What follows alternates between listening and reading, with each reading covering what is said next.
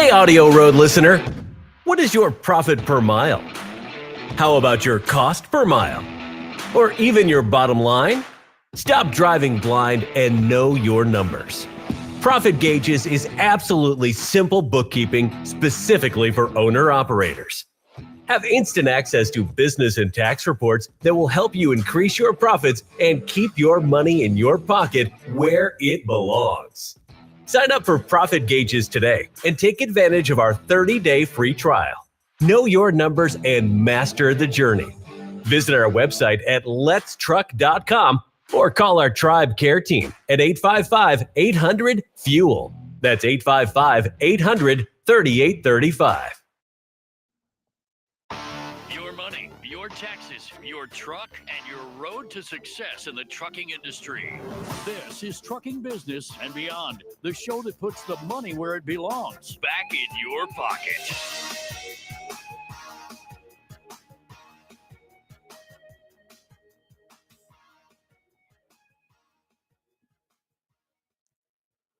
Good morning, you beautiful bunch of fuckers, and welcome to my world. I'm your host, Kevin Rutherford. It is Monday, September 30th. I've got my co-host, Brent Hutto from truckstop.com here with me this morning. It is a free-for-all. We'll be talking about what's going on in the industry, what's going on with rates, and whatever else you might want to talk about. You can pick up the phone and call us, 855-950-3835. Hit that call now button on your app. Let's bring in Brent. Brent, good morning. Good morning, Kevin Rutherford. I am on the road again. I feel like Willie Nelson and the team.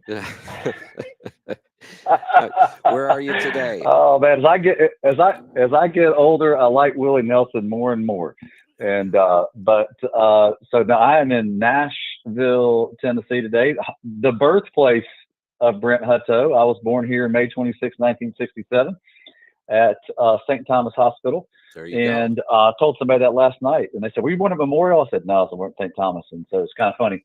But now I'm here for the CSCMP, which is not known by most truckers.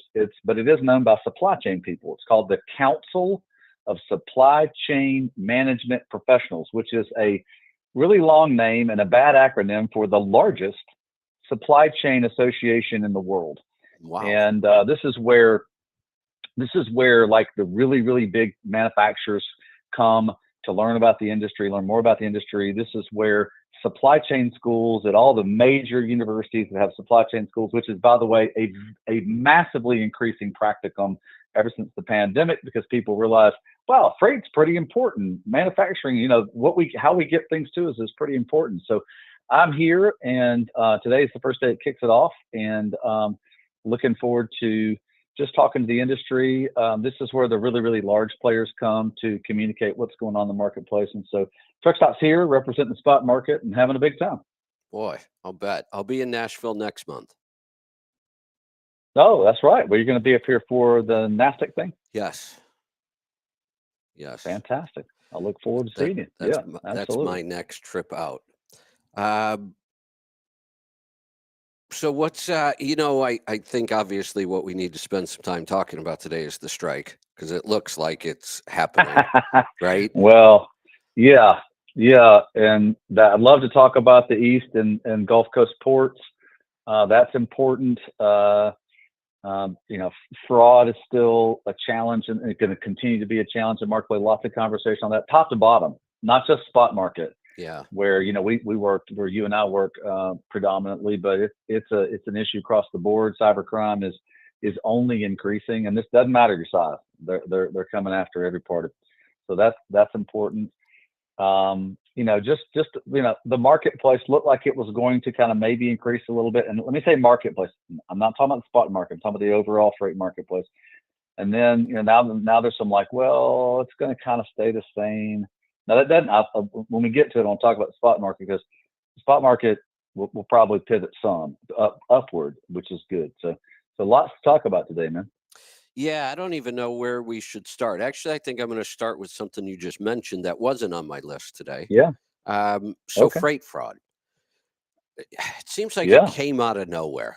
Yeah, it's always been around a little bit here and there, but all of a sudden in the last couple of years, it seems like it's really exploded. Now you're talking about the fact that this is top to bottom. There's probably a lot of freight fraud going on that we haven't even heard of or talked about. I'm wondering, in your opinion, because you've got a pretty good handle on a lot of this, if we're talking about freight fraud and we're talking Yeah. to single truck owner operators, Yeah. let's start with Yeah. this. Leased to a carrier. Do they have much to worry about here? Is there anything they should be really concerned about? I can't think of Lease much. to a carrier? No, probably not, because the freight that you're typical now. Well, yes and no. Yes and Okay. no. Let me just say that. Let me answer that both ways, because I kind of understand the market a little bit more broadly now. I'd say no if you're a leased on owner operator and you only haul the who you're leased on to's freight. So if you're leased to Knight Swift, or you're leased to Schneider, or another big player, CR England, or somebody in the market, and you're just hauling their freight, they're cleaning and clearing and vetting all that, because most of it's contract freight anyways, and these are big contracts and they know the exact people. There is fraud in that, but it's not as much, in that as you would. It's very low in that part of the Right. market, because the relationships are very strong. Right. Now let me caveat that, because AB5, the answer to AB5 for a lot of these fleets is to allow their leased on owner operators access to a load board, access to pull some open market freight, because that sort of pseudo meets the AB5 standard, or the independent contractor standard. I hate to just say it's California, but most of it is California. Yeah. So it helps them meet that standard, and so they can pull open market freight, as long as the fleet has a little bit of visibility into it. They don't have control over it. They have to have not control over it. So they give free market control to the owner operator, who at that point kind of a little bit becomes kind of independent, because of the way they look at it, because the fleet can give them access to sort of more open market freight. So yeah, you want to definitely vet the information and check everything. If everything doesn't line up, if every email address doesn't make sense, if the phone number doesn't make sense, if you have any question marks, make that extra phone call, talk to the person, get the documentation, make sure you understand all of the pickups and deliveries and all the information that's in it, so you can avoid putting yourself exposed to the bad actors and organized crime. Now, let's stick on this, because this is something I want to talk Okay. through, because Yeah. I want to make sure I'm understanding this, and that Okay. this is possibly a workaround with the AB5. So I'm leased to Schneider, and you're saying sometimes now these carriers will give me access to, or let me go look for outside freight. Does that mean I'm allowed to go on the load board, find a load? Schneider's still going to do all the paperwork and process that load, right? It's still their authority, their insurance. That hasn't changed, right? Right. Well, it depends on what authority you're running under. So you get different aspects of different fleets that do this, that make availability to this. What they do is they have to grant the owner operator flexibility to choose the freight whenever and wherever they want, because one of the issues with the independent contractor status is basically right to choose. And if you're leased on to a carrier and you don't have right to choose, then you don't meet the argument is you don't meet the independent contractor standard, because you don't have any choice. You got to haul what they tell you to haul. Okay. So what they do is they allow choice. Now, you still have to have authority to get on truck stop or any other load board to haul freight, because if not, you're running illegal. So you have to operate under someone's authority. And so a lot of these larger fleets will have their own internal load boards that have lots of freight on it that they can choose from. Right. And so when they allow them to choose, that kind of meets a little bit of the standard. There are some big fleets out there that have a different sort of setup with their leased on owner operators. The one I'm thinking of is maybe Mercer Transportation out of Louisville, Kentucky, where they allow their owner operators to go out, get their own authority, have a load board, and still run for them as well, depending on the freight they choose. So it's a little bit of like creating that freedom for the owner operator to be able to go and get freight, So but still being leased on to somebody who basically covers a lot of your opportunities for cost when it comes to like insurance and tires and things like that, fuel. this is still confusing to me. So A little bit. let's stick with Yeah. Mercer because that's really sounds like an unusual case. So I lease my truck to Mercer. At that point, I do not have authority. If I had authority, I can't lease to them. So Correct. And I may have that a little bit off. I may be I thinking that they get to go out to Mercer's open market load board and choose freight. No. I know it's not, because I know some of these owner operators that have their ability to go out to. Well, hold on, that's not true. They get access to the load boards via Mercer's relationship with right. Truck Stop or our competitor, and they go and find Mercer freight that's on there, but it's open market freight, but they are still operating under Mercer's authority. You're right. Yeah, So that's okay, right. I got that just a little bit off. Okay, But you're right. But my point though is it gives them more freedom to choose. Well, that's interesting. Basically, what we're saying, if this is going to work, and you never know if any of this works until it's challenged in court and the court decides. Mm-hmm. But if that's the case, then Landstar has been safe from day one. Oh, for sure they have. Yeah, for sure. They give fairly broad autonomy in that. Right. Yeah. So here's what worries me about this, though. If you look at AB5, Landstar is not safe at all.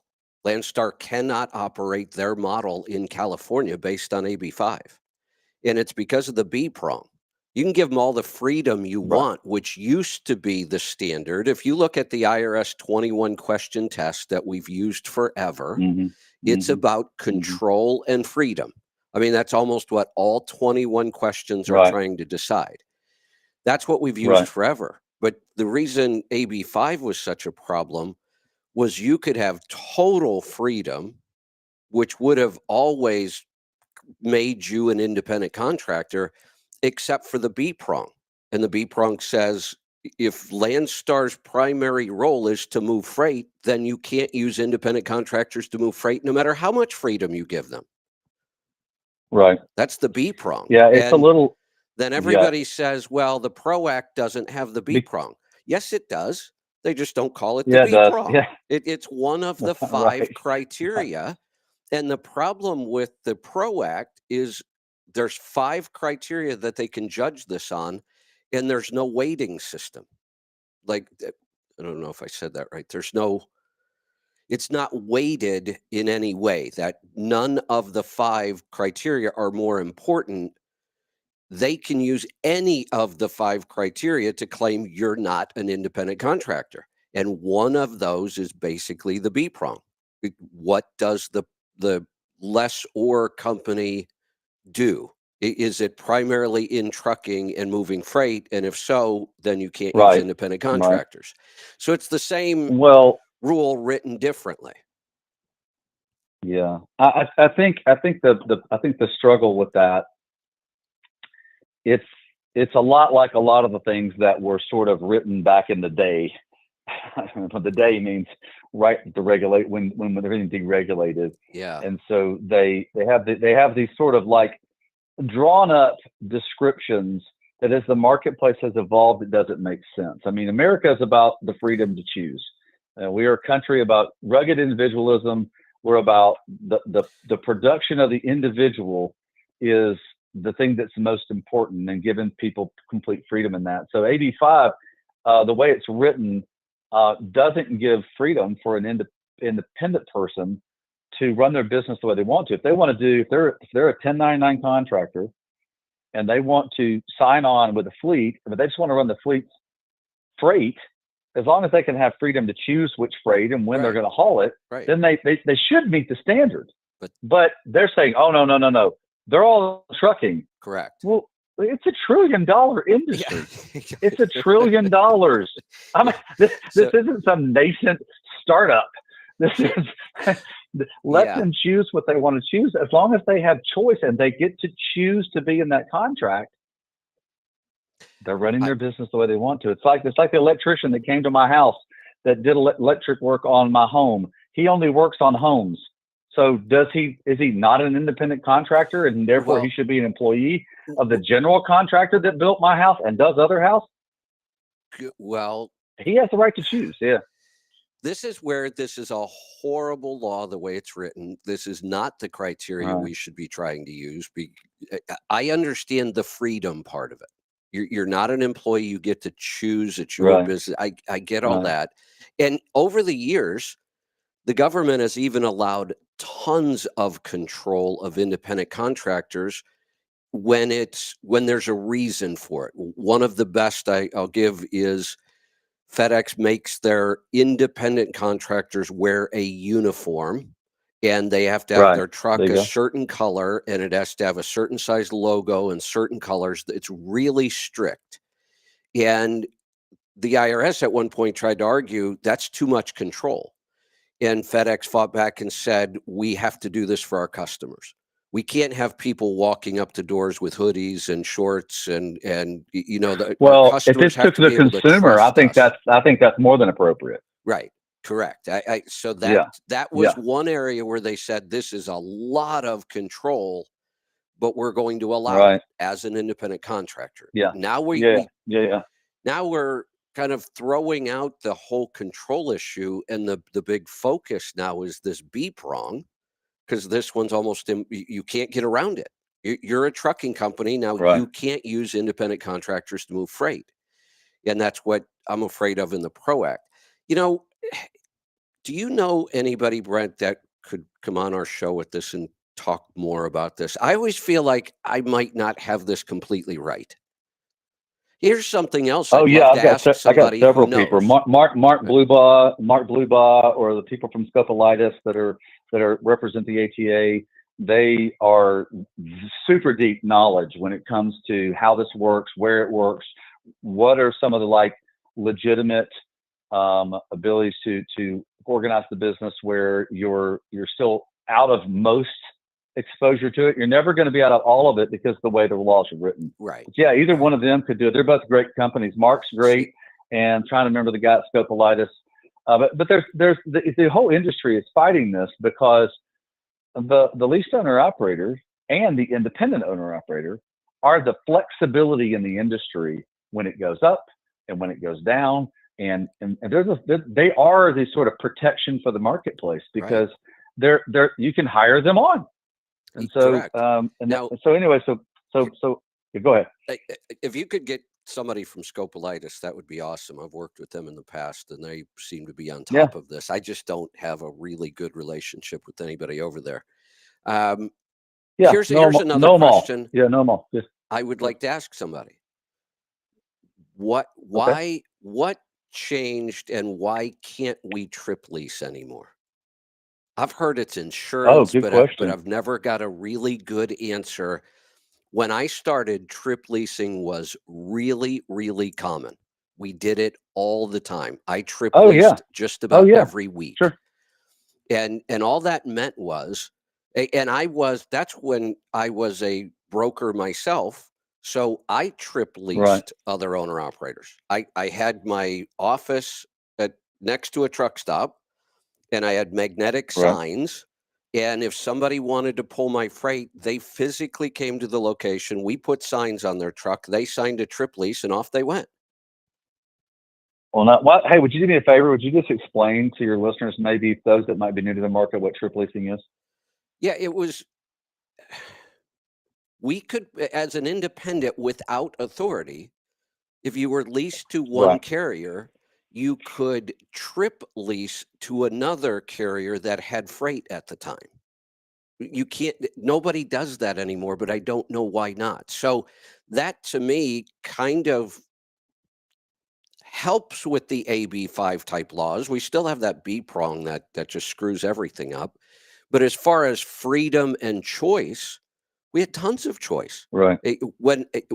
I did it on both sides, as the broker and as the carrier. When I needed a load and I Yeah. could Well, find a load and some broker had it, but I'm leased to a different carrier, I would just go sign a trip lease. You're just leasing to this right. broker, this company for one trip.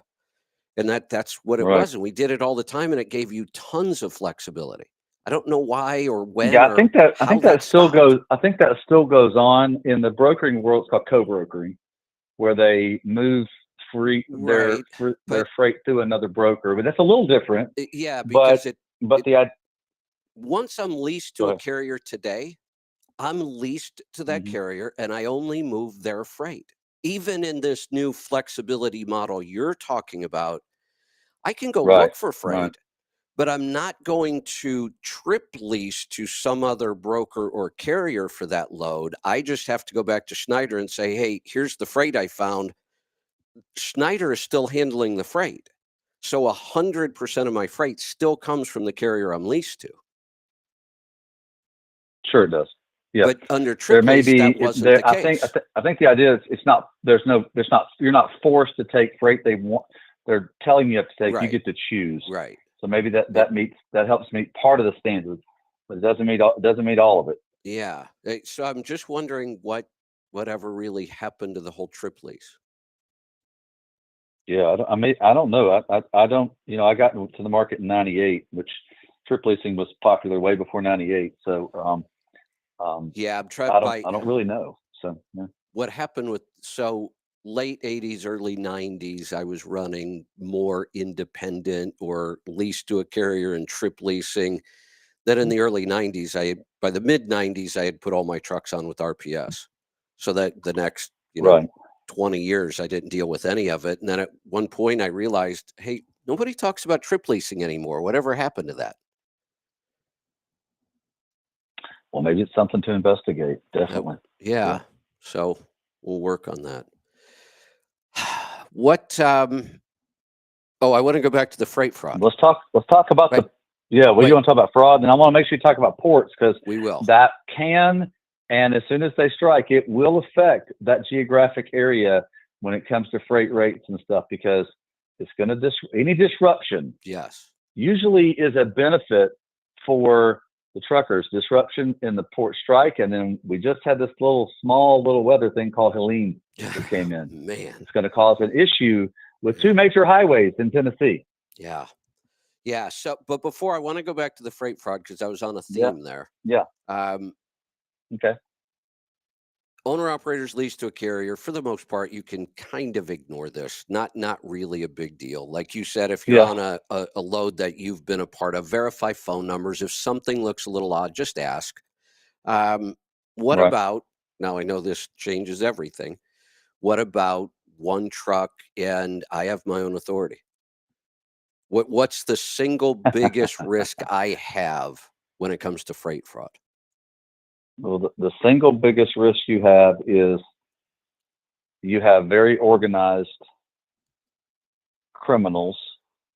I like to use the word bad actor, but that almost connotates they're not criminals. Yeah. You have very organized criminals that are out there pretending to be somebody they're not. And if you don't have a good protection and a good system that allows you to vet that information, let's just say right now, let's just say you're a van hauler, and right now the marketplace is $1.85 for van freight. That was what it was last week. And you see something for $2.85, and you're like, oh wow, that's a great rate. I need to jump on that. Well, first off, if it's $1 above the market right now, ding, ding, ding, danger, Will Robinson, there may be an issue for you to investigate. Now, look, there's conditions that they'll pay more than that, depending on timing, depending on the rush, depending on the geographic area. So Brent, a lot of this is, yes, sir. Don't those, I hate to keep interrupting you, but don't those exceptions happen a lot during times like right now with a hurricane and a strike? Isn't the chaos one for of sure the times they will. You've got to be for sure they will. Far more careful. The bad actors are going to prey on the chaos, man. All right, so think about this.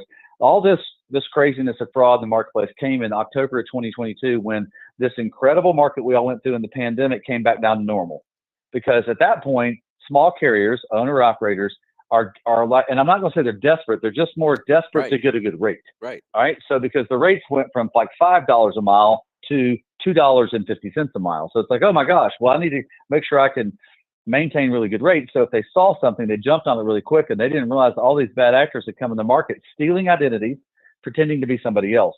So they're pretending to be a broker, and to the broker, they'll steal your identity if you're a carrier and pretend to be the carrier, and they'll steal the freight, they'll steal the freight payment, and everybody loses. Now, many brokerages are big enough where they can take the hit, but a single truck owner operator, it can put you out of business.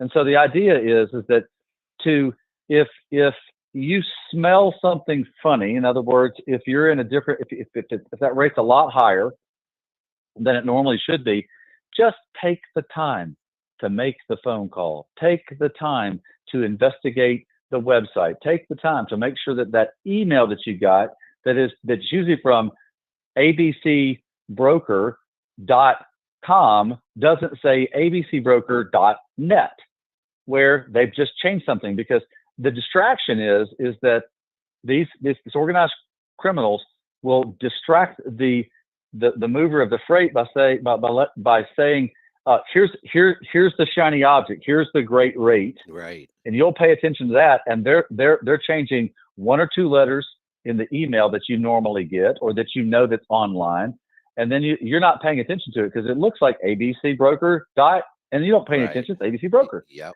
And you don't realize, no, they've stolen the identity. They have given you wrong information. You will go and pick it up.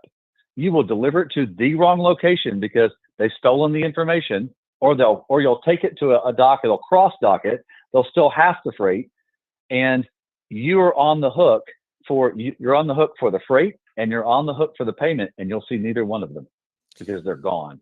So this is what organized crime's doing right now. And so my point to every owner operator out there is that invest into some cybersecurity onto your systems. Please invest in some cybersecurity that keeps out all keeps out as many bad players as possible. And then just do your homework. Take the time to do your homework. Brent, this is a big problem. Yes, lots of people in the industry are working on trying to solve it.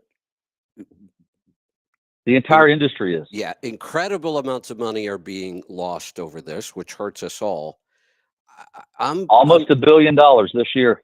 Brent, I'm pretty sure you and I solved this about 20 years ago. Not for the whole industry. See, I never try to solve things. I know where you're going. Industry. I know where you're going with this. Yeah. Right. I hear all keep these going. people. Preach it. Why aren't you in Washington lobbying if you know so much? If you're so smart and you know how to fix all these problems, why aren't you in Washington? Because nothing ever gets fixed in Washington. Why would I go there? Yeah, because that's not what'll fix it. There's tons of players in the industry working on trying to fix it for the whole industry because they have to. Mm-hmm. But I don't have to fix things for the whole industry, and I never try. I try to fix things for individuals.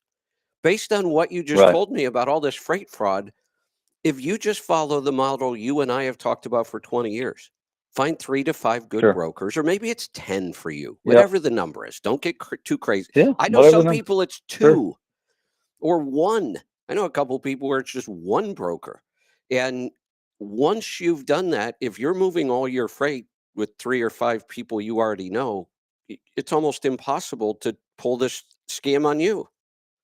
You know everybody you're dealing with. And if you have to go outside of that model once in a while, well, then just take some extra time and be really careful about it. But if you're doing every single move off the load board and random brokers, you are wide open for this fraud. Yeah, you definitely are. Let me talk about one other aspect that can protect independent owner operators really, really in a healthy way. And you and I talked about it about 2 months ago, is that if you really have a lot of questions about whether or not that broker is what you want them to be, just factor that load. Now with TruckStop, you can factor an individual load. You don't have to factor every load. And I'm not here just promoting our product, but we do have the most flexible owner-operator contract for factoring in the industry. Nobody has the most flexibility because we just put the control in the owner-operator's hands because we want them not to have to give up any of their profit if they don't want to. And so, but if you factor a load, because like on TruckStop, we're non-recourse. We are purely non-recourse. If we sign that paper and say you're going to factor with TruckStop, you're going to factor with TruckStop, we take all the liability away from you. So if it gets stolen, we take it. Now, That's important. But here's the thing: you don't have to do every one of them. If you just go, well, Correct. that's a really great rate, but Right. I'm a little concerned about this, and maybe I have a few points of profit I'm willing to give up, so I'm protected. Just factor it, So, and you will be 100% protected. Now, here's the caveat, though, Kevin. okay. Not all factoring companies Oh, give you that absolutely. protection. Right. They just Correct. don't. Make sure you know the protection they're giving you, and that's I just can't emphasize that enough. Well, let's talk about what's gone on behind the scenes with you and I in Truck Stop for the last 10 years. When we Right. sat down and talked about this, Truck Stop does a lot of stuff, a lot. You got all kinds of things going on.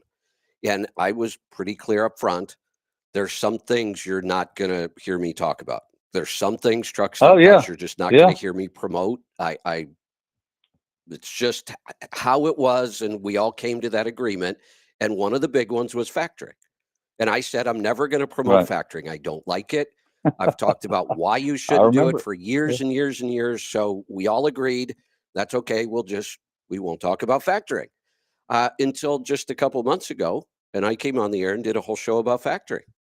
And it was Yep, because sure did. of the freight fraud going on, the risk that people have to take, and the fact that we had non-recourse, very flexible factoring that I could choose to do once a month if I wanted to. It changed everything for me about factoring. And now follow the model we've always talked about. 3 to 5 good brokers. Yeah. If you're moving 90+% Yep. of your freight through them, you don't have to worry about this. And now you've even got an option when you see that great load someplace else and you want to grab it and you verify as much as you can, go ahead and factor that one.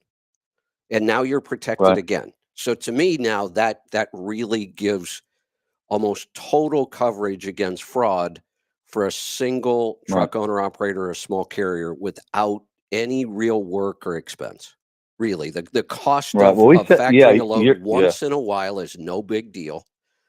And this model works really well. So for me, as big of a deal as this freight fraud thing is for the whole industry, I'm past it. Mhm. I'm over this. This is no big deal. We've already solved this for our tribe. And that's great, wise counsel to put out there for any owner operator, because we the industry needs every operating truck that we can to move freight out there, and regardless. And I'm not a big proponent of saying, well, the marketplace will get better rates once all the carriers, once all the small carriers leave. Yeah. That's not the solution. No, That is it's not not. the solution in this marketplace. And the idea is that when it's moving as efficiently as possible, that's the best thing for everyone. And the thing I love about our factory, it's kind of like a home equity line. If you own Right. your home, That's a good you can example. pull on it. You can pull on it if you need it, and if you don't need it, it doesn't cost you a penny. Yep. And That's a great so that's the analogy. reason that, Kevin, that is why we built our factoring company the way we did, because we're like, look, owner operators have to be profitable. We're not, we want them to be as profitable as possible, because they have to be moving freight. Truck Stop exists Hey, to help them move freight, hey, Brad, not just to like take advantage of a situation. Man, that's the furthest thing. Yeah. I have another explanation for how this occurred at Truck Stop, how you came up with the best factoring anywhere. Bring it. I'm going to take some credit. I think somebody at Truck Stop, you and people, that listened to what I was saying all these years about why I wouldn't promote factoring. It sounds to me like you Well, listened to everything I certainly. said and said, well, look, if we make it like this, now what can Kevin complain about? Yeah. I'm taking credit for this one. Well, we definitely listen to our customers. We definitely listen to the leaders in the market and the people that are really trying to protect owner operators, because, without owner operators, a tremendous amount of for hire full truckload freight doesn't get moved, somewhere between 30 and 40%. This is why owner operators, and I know that sometimes owner operators may feel like they're overlooked, but let me tell you, you are so important to this industry Absolutely. in being able to move the freight that the big contract carriers don't even want to touch. Right. And so you are so important. And here's the crazy thing. You're only gaining in importance because of technology that has aggregated all these loads in one place and aggregated your availability all in one place. Yep. It's only getting stronger for owner operators. So you've said this even right after, during right after the pandemic was over, you was like, it's a great time to become an owner operator. And what's interesting is in August, just this past August, more owner operators got their authority than decided to give up their authority. So we have more for hire carriers came in the market than left the market, which is unique. Yeah, it is. Which is unique. It tells me we've come all the way back down to normal, that the marketplace is behaving very normally, and that 2025 will be the year that we see how the marketplace is going to be the new normal of the American freight marketplace post-pandemic. 2025 is the year that we will see how everything's going to be bouncing back out. But spot rates will continue to move in an upward position. They have for the past 10 weeks, even though I know they're lower than they need to be. They have in the past 10 weeks, they've been over the 2023 rates. And so that's a good indication on the strength of the spot rate beginning to edge back up. And here's the thing, they have to edge back up because they're like somewhere between 15 and 25% below where they need to be. Oh yeah. Yeah, they are. So there's no doubt. They'll continue to move up, but yeah, so absolutely. So lots of fun. But look, protect yourself against fraud. Truck stop, we do our best, but it all comes back to you running your own operation, because we are all responsible for our own decisions. I like it. All right, we're going to bring Matt in. Matt wants to talk to us, and Matt probably has some things to help us with truck trip leasing. Matt, I'm not even sure if I'm remembering all of the details about this correctly. Well, I just want to comment on what Brett just finished up with there too. Okay. He's completely wrong. I've been reading for 30 plus years in industry magazines that the owner operator is going away. Everything's harder for him. Not only that, Matt, but we all know and Brett's saying it's getting easier. We all. Well, I love you, Matt. That was great. Oh. So I'll go one step further. We all know somebody, the three of us know somebody who I respect tremendously when it comes to trucking. One of the smartest business people I know in trucking, Todd Amon, grew up in it, third generation, has done nothing but trucks since he could walk. And I can remember Todd making the statement to me. Because both of us, the first time I met Todd was in the very first year of the Dallas Truck Show. And I was doing a seminar. Yeah, that'd be 2000. Yep. He introduced himself to me right after I finished. And I had made the statement at the time, I'm no longer taking new accounting clients because I want to do more financial planning. That was when I was just finishing up going through the financial planning program. So Todd came up to me and he said, hey, look, I just started an accounting company for owner operators. And if because you're still going to get a lot of people interested, if you'll refer them to me, we'll refer all of our clients to you for financial planning. I said, well, that sounds like a great deal. And then I can remember having a conversation with Todd, and Todd said, you and I might have to rethink our business models because the owner operator is going to disappear. Todd Amon actually said that. Oh, goodness. And he was serious about it for a while. And now he'll say, I must have lost my mind. I don't know what I was thinking. But I can remember Todd talking about Colorado legalized marijuana. Maybe that has something to do with it. I don't know. But I'm just joking. But Matt, one of the greatest things about my previous career working at Overdrive is having perspective. And I love data and I love this marketplace. So I appreciate you bringing that sort of tongue-in-cheek joke thing about this, because the rumors of the owner operator's demise have been overly exaggerated. Because here's the thing, I got in this market in '98, and there were about 3.5 million truck drivers in the industry. Well, today there's like 3.6 or 7 million, and the owner operator it's been said in the 60s, 70s, 80s, 90s, 2000s, 2020s, all the way across that something is going to eliminate them. And there are more owner operators in the for-hire segment than in the history of trucking today. Crazy. Because the marketplace continues to grow, because owner operators have resiliency in the market, and technology like a truck stop gives you access to hundreds and hundreds of thousands of loads every day. So the question marks of, can I find freight? Can I find people to do business with? Can I get paid? All these things continue to get answered to the benefit of the owner operator. And that's an exciting time to be in the market. I mean, I think it's an exciting time to be in the market as an owner operator. But yeah, it's still hard because it's trucking. But there's definitely opportunity to continue to grow your enterprise as much as you want it. All right. And hey, obviously, it's always a shifting market. Sure it is. Yes, sir. There's truth to the claims. Things have changed over the years. And for the longest time, the majority of freight was contract freight, which only large carriers get. But we've shifted that. You've given the numbers, Brett, of how much freight actually moves in the spot market now. Oh, yeah. Well, we didn't know that was coming 30 years ago. No, we sure did not. Because you didn't have the information. Right. You didn't have the access to the information. Yeah. All right. Yeah, technically, AB 5 is changing, the number of carriers, and the guys get their own authority. And if the PRO Act goes through it, that's going to actually increase absolutely the individual. Yep. Yeah, sure will. All right, we're gonna talk about trip leasing, but before we do, it is not even it's not even 9 a.m. here at home for me, and I have found my social media post of the day.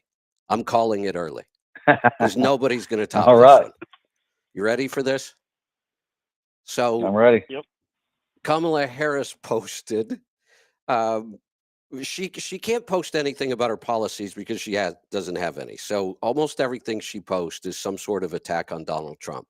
So this morning she posted, Donald Trump was handed $400 million on a silver platter and then filed for bankruptcy 6 times. That was her post. Somebody responded and said, you were handed $42 billion to expand broadband and didn't connect a single person to the internet. I don't care if Trump lost his own money. You lost mine. That's the post of the day. That's pretty funny. Yeah. I got some more news we'll have to talk about the end of the week. Since you're in Nashville, Dave Ramsey on Friday, who normally doesn't work on Fridays, was on the air. He had a big announcement. Okay. He, over the past several weeks, he got sick of complaining about the government and came up with his own plan. Oh, nice. And he pitched it to both the Harris campaign and the Trump campaign. Last Thursday, he flew to New York and Trump Tower and sat down with Trump. I saw that. Wow.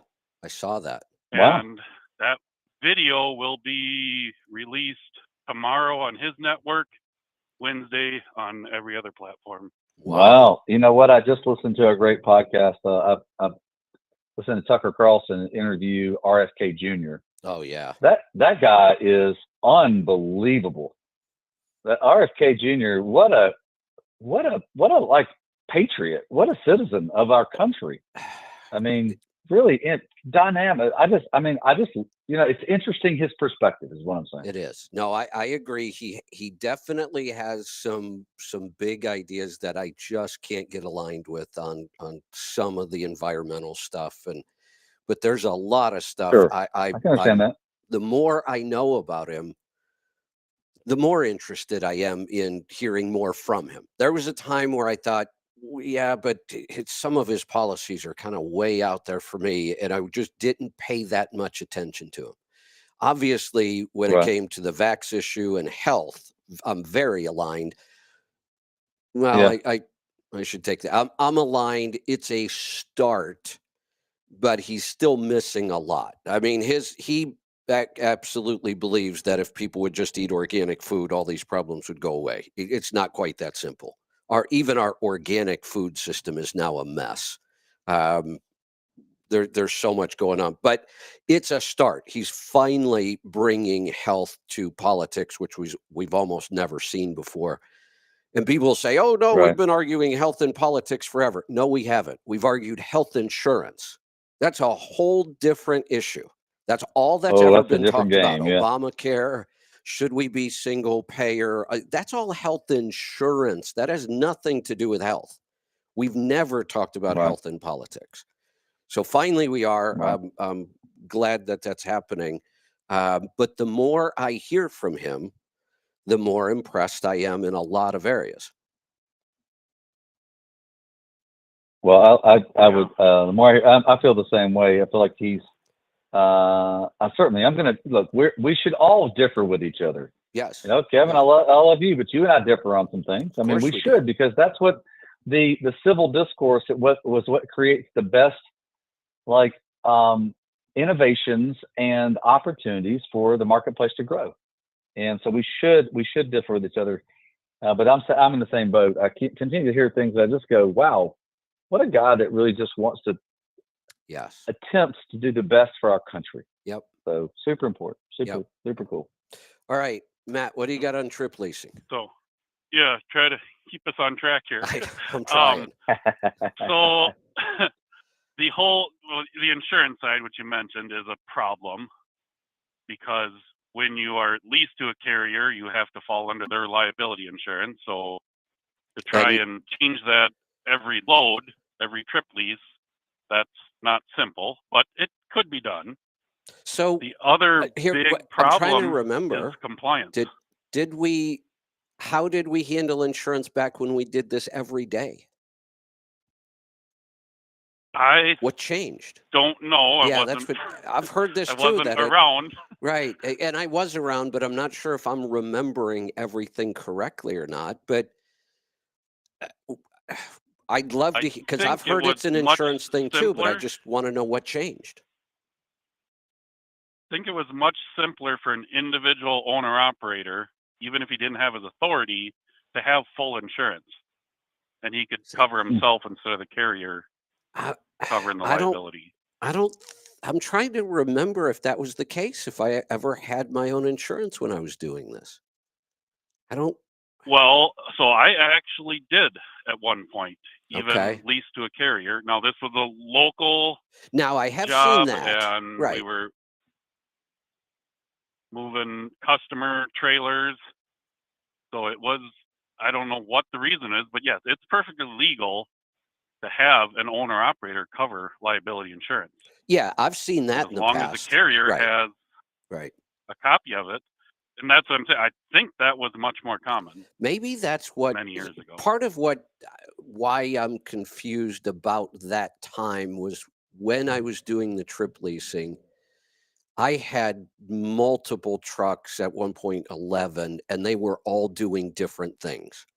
I had so many weird operations going back then. It was a nightmare, and it's hard to remember, but I guess it's possible I did have my own insurance. And we always talk about liability, but cargo is usually included in that too. When you're leased to a carrier, the carrier is usually covering the cargo insurance. When you're independent, you're going to have your own liability and cargo. It'd be interesting to find somebody, whether they're an attorney or an insurance or whatever, that could explain to us what happened, because I don't get it. Right. Oh, I'm sure we could. So, yeah, I do know that, like in the compliance. Go ahead. Yeah, go ahead, Matt. No, after you, sir. You're the guest. Go for it. Yep. On the compliance side, when you go to lease to a carrier, there's a whole orientation, onboarding process that takes days now. You look at the drug testing side of it, the paperwork to have, you know, however many days the logs are required, and it just switch that 2-3 times a week. So it's you gotta have one heck of a data. Yep. So it's very possible that this practice disappeared over time, not because one thing changed it, but because all of the regulations have become so much more complicated, it's just not practical anymore. Yep. And it still could be done, but it's probably not worth it. That's what I'm wondering. For example, right. If you were a carrier and you wanted to trip lease a guy, so he's running under your authority. You need his drug testing.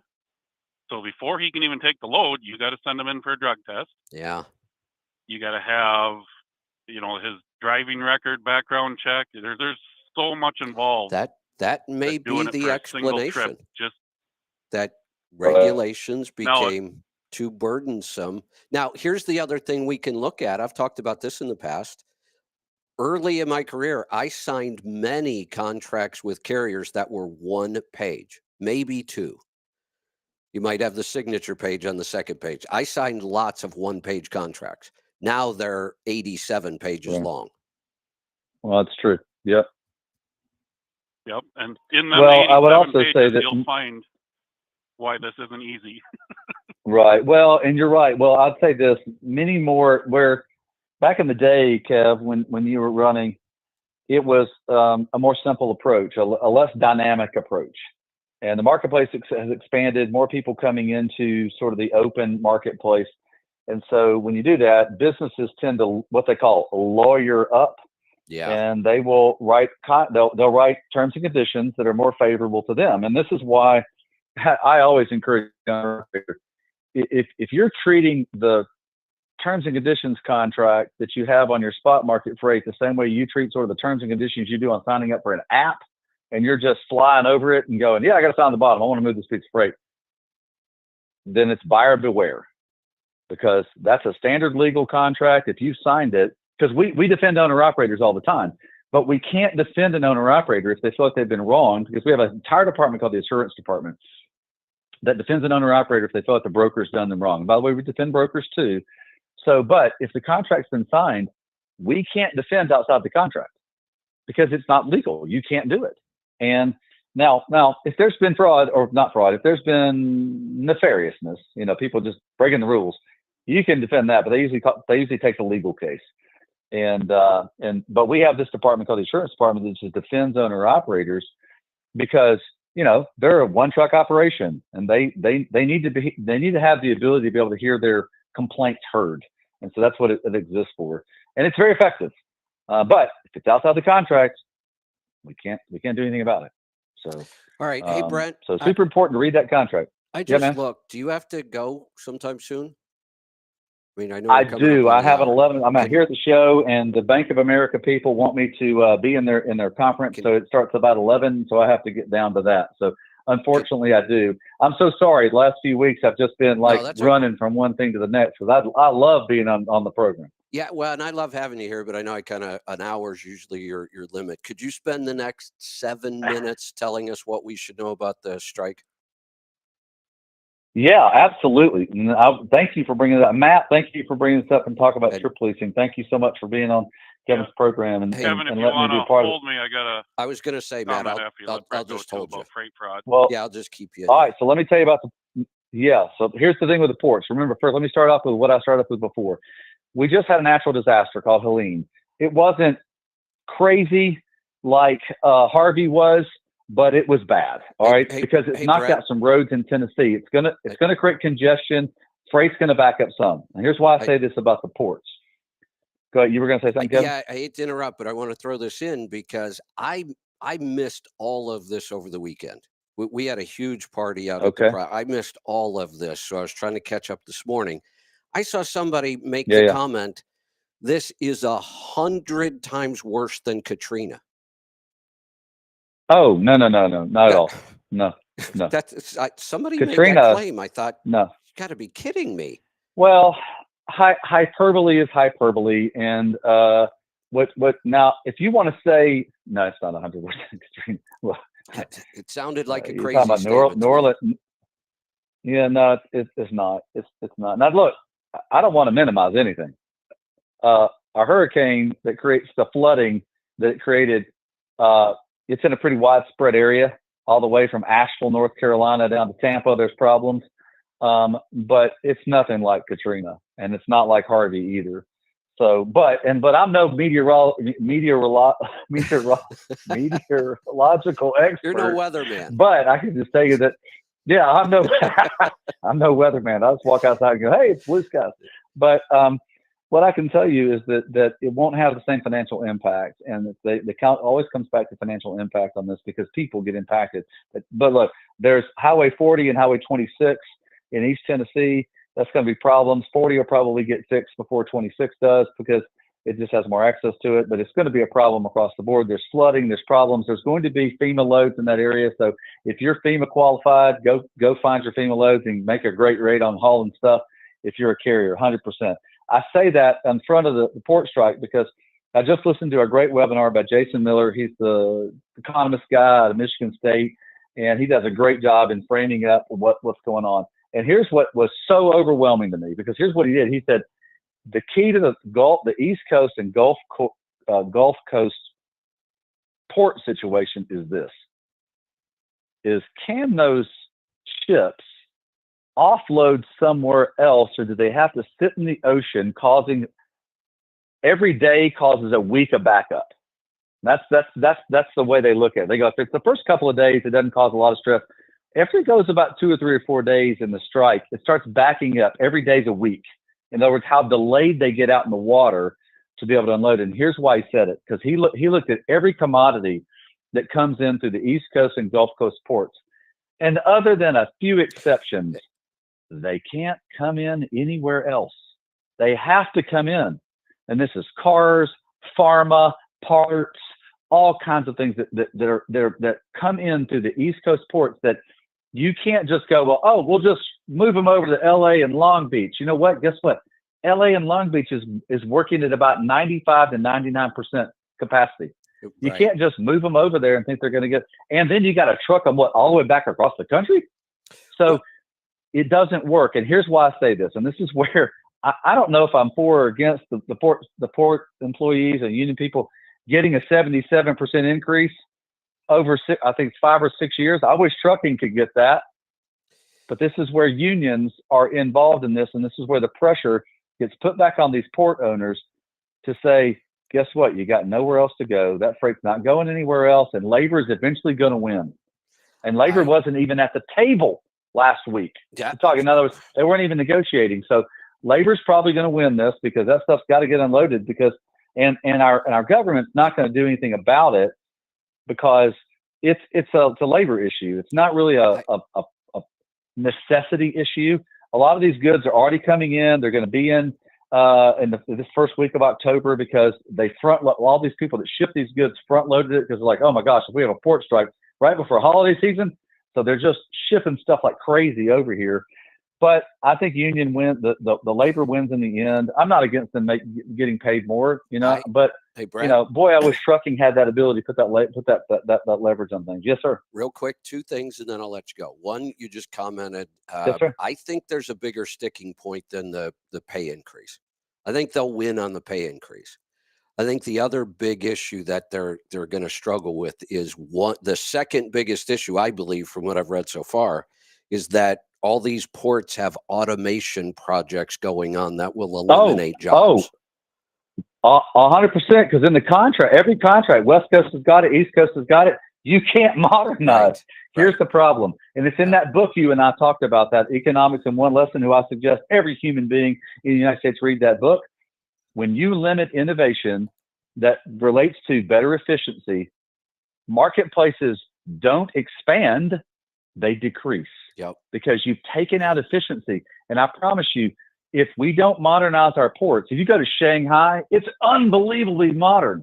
Their throughput is out the roof. Ours is not, because for some reason, our port owners allowed this part of the contract that said, we won't modernize. Are you kidding me?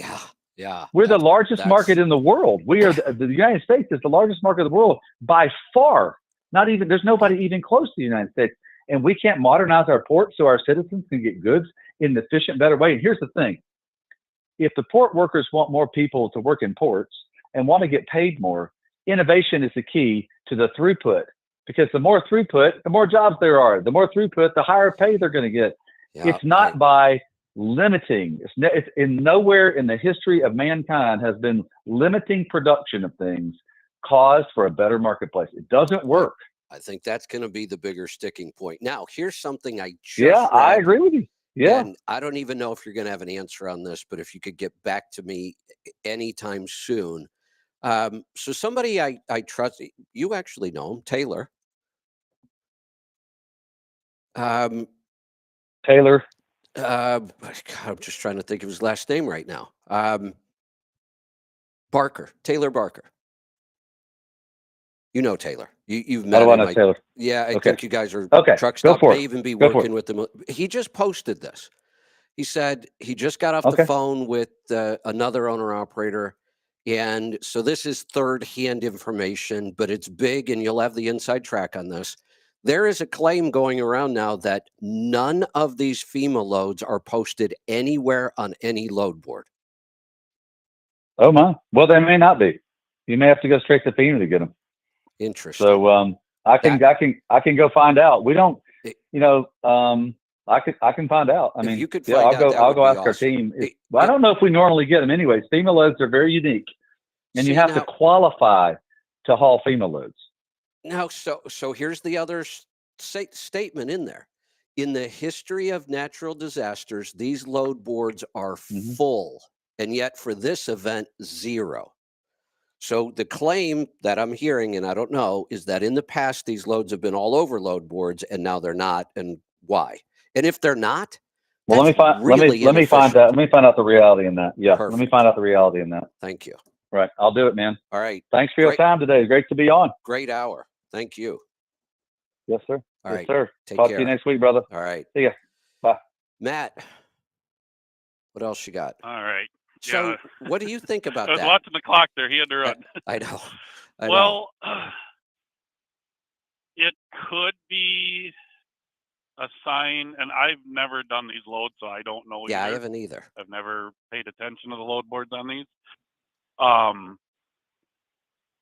It could be a sign of how slow the market is, and everybody that has the FEMA loads, they're handling it within their own already network. They're kind of like relationships with carriers, which we talk about all the time. If you want the best loads, you should probably have a relationship with somebody that has those loads.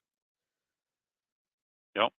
So, for example, Landstar is a big carrier that gets FEMA loads. Right, right. They probably have them on their private board. I'll bet they do, yeah. But they're covering them on their private board. They have no reason to post them on a public board. Interesting. All right. Well, we'll follow up and see what we can figure out about that. If you have a relationship with a Landstar agent that gets FEMA loads, I would assume you can probably go get some loads. Yeah, I think so. But you're not going to find it posted publicly. Yeah. All right. Well, we'll. That's just my guess. Could be. I mean, I'm with you. I've known about these over the years. I've never paid any attention to them. I've never moved them. I've never looked for them on the board. I just thought that this was kind of odd if it's true that in the past they've always been on the public load boards and now they're not. It'd be interesting to find out why. And I think a lot of this moves slower than people realize. I mean, granted, I'm sure there's a lot of stuff moving, in the last 2 days, but this is a very widespread disaster zone. Yeah, it is. So trying to get it all organized and planned of what's going where and where it's coming from. I've got a friend that lives somewhere in northeast Georgia, and the power company's telling him October 15th, quite possibly before he sees power again. Wow. Yeah. Like I said, said, changes, they update that hourly. So right. Well, who knows? You start to think now, I think the more I read about this storm, the worse it starts to sound because of the big geographical area and all the problems going on. I think this one will be much more disruptive than normal. And then we have a port strike that will probably start at midnight tonight, a major port strike that encompasses that whole area as well. The port strike is kind of the East Coast and the Gulf, and that's really where this storm hit. So you start to think about it, there could be a lot going on in the next couple of weeks. Then there's the other issue too. I've already seen people posting about the ports of LA. Right. Now, granted, they're not in the strike, but they're supporting the strike by slowing down. Right. I guess right. The Port of LA is already backed up and moving at half the pace they normally move. Now, I saw another interesting little twist to this.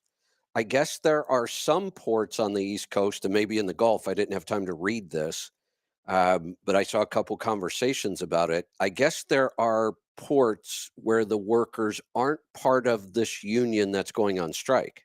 There's another union, the Boilermakers, I think, has some workers in some ports that are open and they're not going to be going on strike. It's probably a very small amount, but it's still pretty interesting that there may be some ports open and accepting freight. It almost kind of reminds me of, I just talked about this last week when UPS went on strike and RPS, tried to cover all that freight and made a mess of it. Kind of the same thing happening here. If this is a small portion of the ports and the workers, they're just going to be slammed. Yeah, and like I say, I don't have enough experience in this other than stuff I've read. So I know like the ports in Houston where they can self-unload, where they got the cranes on the ship. Yeah, okay. I don't know what's required for longshoremen there, and there might be certain products that they can come in and unload, and certain workers can move the freight and still load it on a truck or rail or whatever. And so let me ask you this. The container freight, I think, is probably the biggest problem. Yeah. Let me ask you this. When I was leased, so I was an independent contractor, leased to RPS at the time, and UPS went on strike, and I went in and picked up all that freight. And you know what they called me, right? You're a scab. Scab. Yeah, well, wait a minute. No, I'm not. I'm an independent business. I'm not supporting you. You chose to join a union. You chose to go on strike. I'm just making sure my business exists. So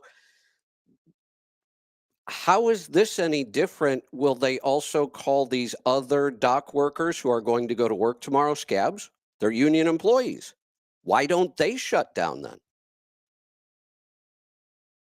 Nope. Isn't it the same? Well, that's, the whole statement about certain guys crossing a picket line because the longer this goes on, right, people that are in debt need to feed their family, and there's work available if they'll cross the line. Yeah. So we'll see. All right. Boy, a lot going on right now. Yep. So the freight fraud, one of the brokers' tools that they've added to their toolbox is they won't put a load on somebody that doesn't have a DOT inspection. Yeah. Which makes sense when you look at it from the broker side. Right. You got a possibly brand new carrier and no DOT inspections. Well, that makes it a lot harder to verify this is a legitimate carrier. Yeah. No, you're right. Not saying DOT inspection guarantees it, but it's one more level of of whatever you want to word it. That's my problem right now. The DOT reporting only reports for 30 months, and my last inspection just fell off. I tried calling on a load Friday for today just to get me back home from Fargo, and nobody will load me. Yeah. And I've had my authority for 22 years now. Yeah, that's I'm going to go back to the what we outlined was about the best system I could recommend for somebody right now. Work with a limited number of brokers, and if for some reason you need to go outside of that, factor it. You're pretty well protected then. Oh, I've always wanted to bring this up too. So you do know that day that you announced this factoring, and you had, do you have Brett on or probably somebody else from Truck Stop, but maybe a couple people anyway. That was April 1st. Was it April really? Fool's Day. No way. And I never wondered even caught for that. the longest time, because you basically have never really talked about it much since. Right. You outline the right. program, but you don't really promote it. Not really. Right. And that was my thought the whole time that day is this is just an April Fool's show. I never caught that. That's funny. Yeah. Yep. That was on April Fool's Day. You announced that. Now they finally and I don't even remember. I was in a conversation with a bunch of people and they said, well, wait a minute. I've listened to every one of your complaints over the years about factoring. We've solved them all. Listen. And I did. And I thought, you're right. Now it's a tool. Before, if you factored, you had to factor everything. That's like telling me the only tool I Yep. have is a hammer. But if you give me a factoring plan like this, where it's complete non-recourse, now this gets me off the hook in freight fraud, and I can only factor the loads that I want to. I have no minimum commitment. I don't have to give everything to you. Now this is a tool that I should have in my toolbox and pull out once in a while if it makes sense. And I guess on the freight fraud side of it, there's a whole nother layer of protection. I don't know how, I mean, I've never used it, so I can't give firsthand experience. But if you are pre-approving a load, like Right. before you book it, Right. You can't just book anything with Correct. Right. factoring. Right. It has to be an approved broker. And that makes sense because they are now extending credit. You're not anymore. If you were extending credit, you should do all that homework to verify that this is a legitimate company and they pay their bills on time and all those other things. One of the reasons I've heard over the years for factoring is so you don't have to mess with all that stuff. Yeah, I get it. But if you're doing every load, that's just build a relationship with a couple brokers and then you don't have to worry about all that anymore. And you don't have to give up a percentage of every load. But now you have a tool that, yes, if you're a little worried about this load, run it through factoring. They're going to pre-approve it. If they screw up and it turns out to be fraud, you're still off the hook. This to me is ideal. Well, yeah, like I say, it's getting pre-approved. So if you are calling your factoring company saying, I'm going to take this load from XYZ broker, and they come back and say, no, we don't cover that broker. That's right. That's a pretty good sign of don't take that load. I would listen to them at that point. Yes. Yep. Yeah. I would not risk that one on my own. Yeah, exactly. So yeah, I mean, for me, I can, obviously anybody I'm hauling freight for, I've got about 5 brokers that I've hauled for in the past 3 years. So yeah, I can haul loads for them, but any load off the board I have to do any onboarding with, they're telling me no. No, there you go. That's the world we're living in right now.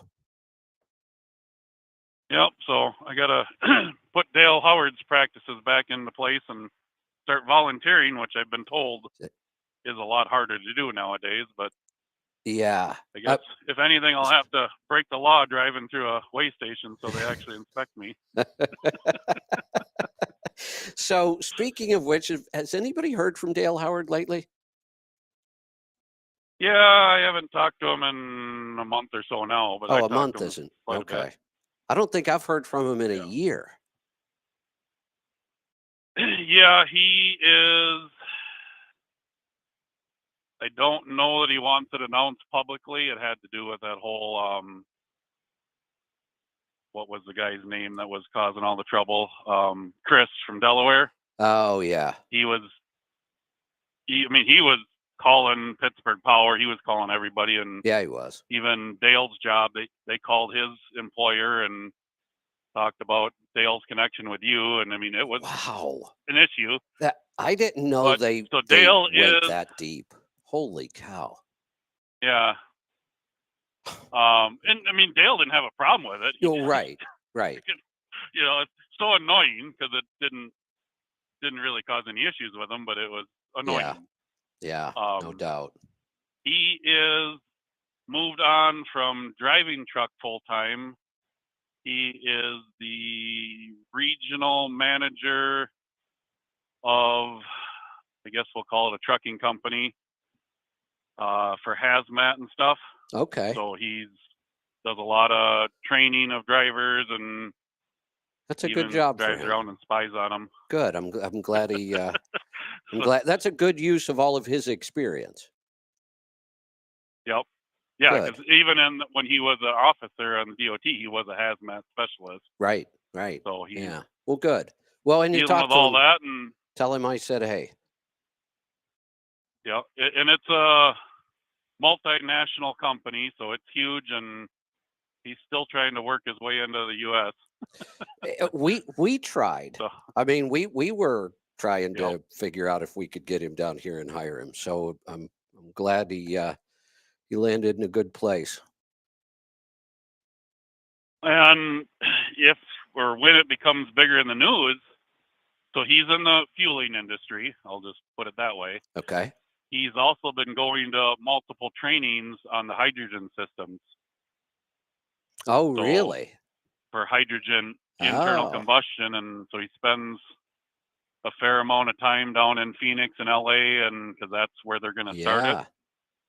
All right. If it comes. Right. So he well, might. Good. That's part of his goal is if he becomes the head guy at the company for that, then more than likely they'll ship him to the Southwest. And excellent. So all right. Well, Matt, what else you got today? Anything? Yeah, I'll tell him you said hello, and definitely. Yeah, that's all I have for today. And let him know if he wants to come on the air and talk about what he's learning about hydrogen. I'd love to have him. Okay. Tell him Chris hasn't been around in years now. Yeah, so for social media stuff, he quit Facebook many years ago and had nothing to do with that. I think he quit Facebook before that even. But he is on LinkedIn. Okay. And I don't know that he does any other social media stuff, so it's pretty much just business related. Yeah. Okay. Yeah, he won an award for I think it was the whole western half of Canada Safety Supervisor of the Year. Wow. Or last year sometime or this spring. Yeah. I'm not surprised. That's just the kind of person he is. Yeah. That's what I would expect. Yep. Yep. Good stuff. All right. Alrighty. I'll let you move along. We will talk to you again soon. Good stuff. Thanks for all that. Let's go to Missouri. Jerry, welcome. Hey, I'm about as befuddled as I ever been in my entire life. I'm trying to look at a used truck, and I just don't know what I'm looking at, Kevin. I guess two things I got to know is the total idle percentage. If it's a company truck, how high is too high before you'd even consider it? I am knowing fully well it's a company truck and it's going to have some. You know me, when I've got a standard, I kind of stick to that standard just because I can, and I'd rather not compromise. My number on idle time is 10%, and most company trucks are well above that usually. Well, the first one I picked out and had him run an ECM report was 51.81%. Not going to happen for me.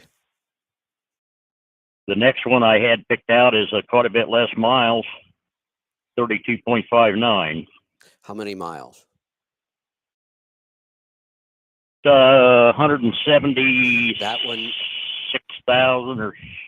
That's where I would make an exception because it's so low miles that idle time doesn't add up to a lot. So maybe, I could still look at, if everything else about that truck makes sense to me, I could make an exception on that one for the idle time. Okay. But the other one only has 202,000 and it's 51.8% idle time. So I kind of disregarded that one, but then I had them print out this other one and it's still a 32.59. The problem with this is it's a crapshoot because the problems from this excess idling tend not to show up until about 400,000 miles.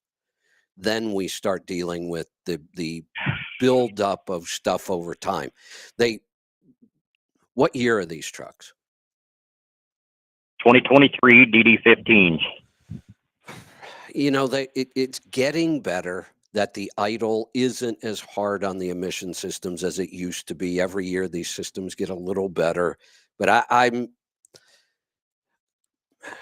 Let me start getting into the gray area. I like to keep truck buying really black and white. Here's my criteria. I'm not going to deviate from my criteria. I think we're in a market right now where you shouldn't have to deviate. It seems to me like there should be plenty of good priced used trucks on the market right now. And it's much more common to find good specs. There have been times where trucks were hard to come by, you couldn't find what you were looking for. I might be a little more apt to make some exceptions then.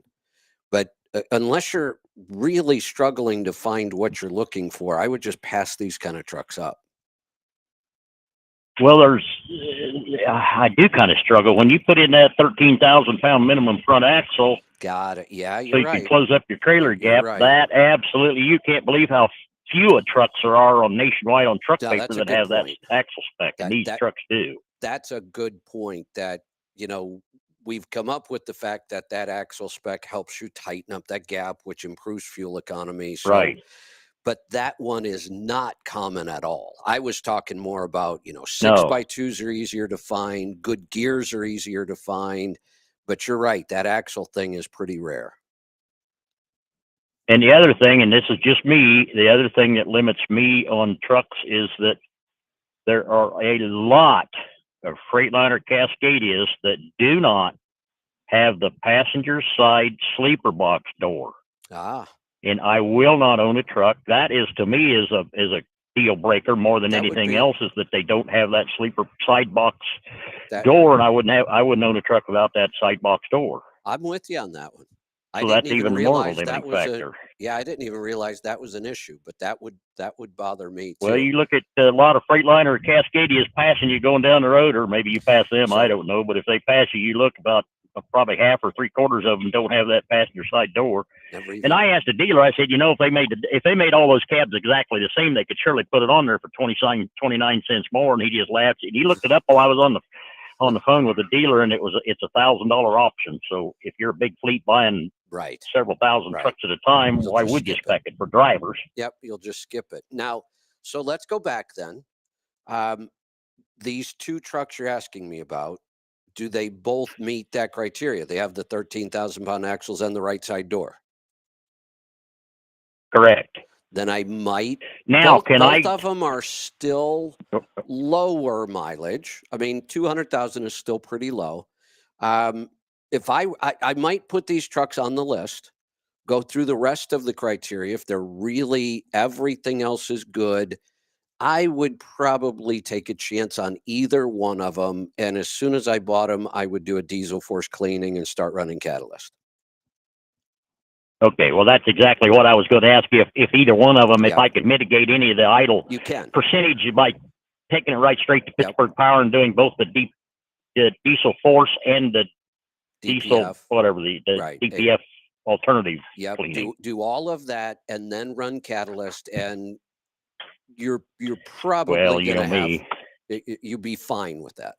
If these trucks were 400, 500,000 miles with that kind of idle percentage, I would say absolutely not. But then well, you've heard my spiel before. I'll run a catalyst, but it won't be Pittsburgh Power. I've run Sempico Diesel Max for 18 years now, so absolutely, I'll bring bottles with me and put in the truck and run it home with it. And there you go. And maybe even on either one of them, maybe if I start with a good catalyst, and maybe I don't know. I just don't know what I'm looking at. Maybe there's a way to kind of clean them up using the catalyst, and maybe I wouldn't have any problems at all on either one of them. It's possible. It's possible. I think for me, because I'm making the exception, I would go above and beyond and just do the cleanings first. And I know it's not a factor in your book, and it probably isn't mine either. However, just as a side note, either one of them still got a tremendous amount of warranty left.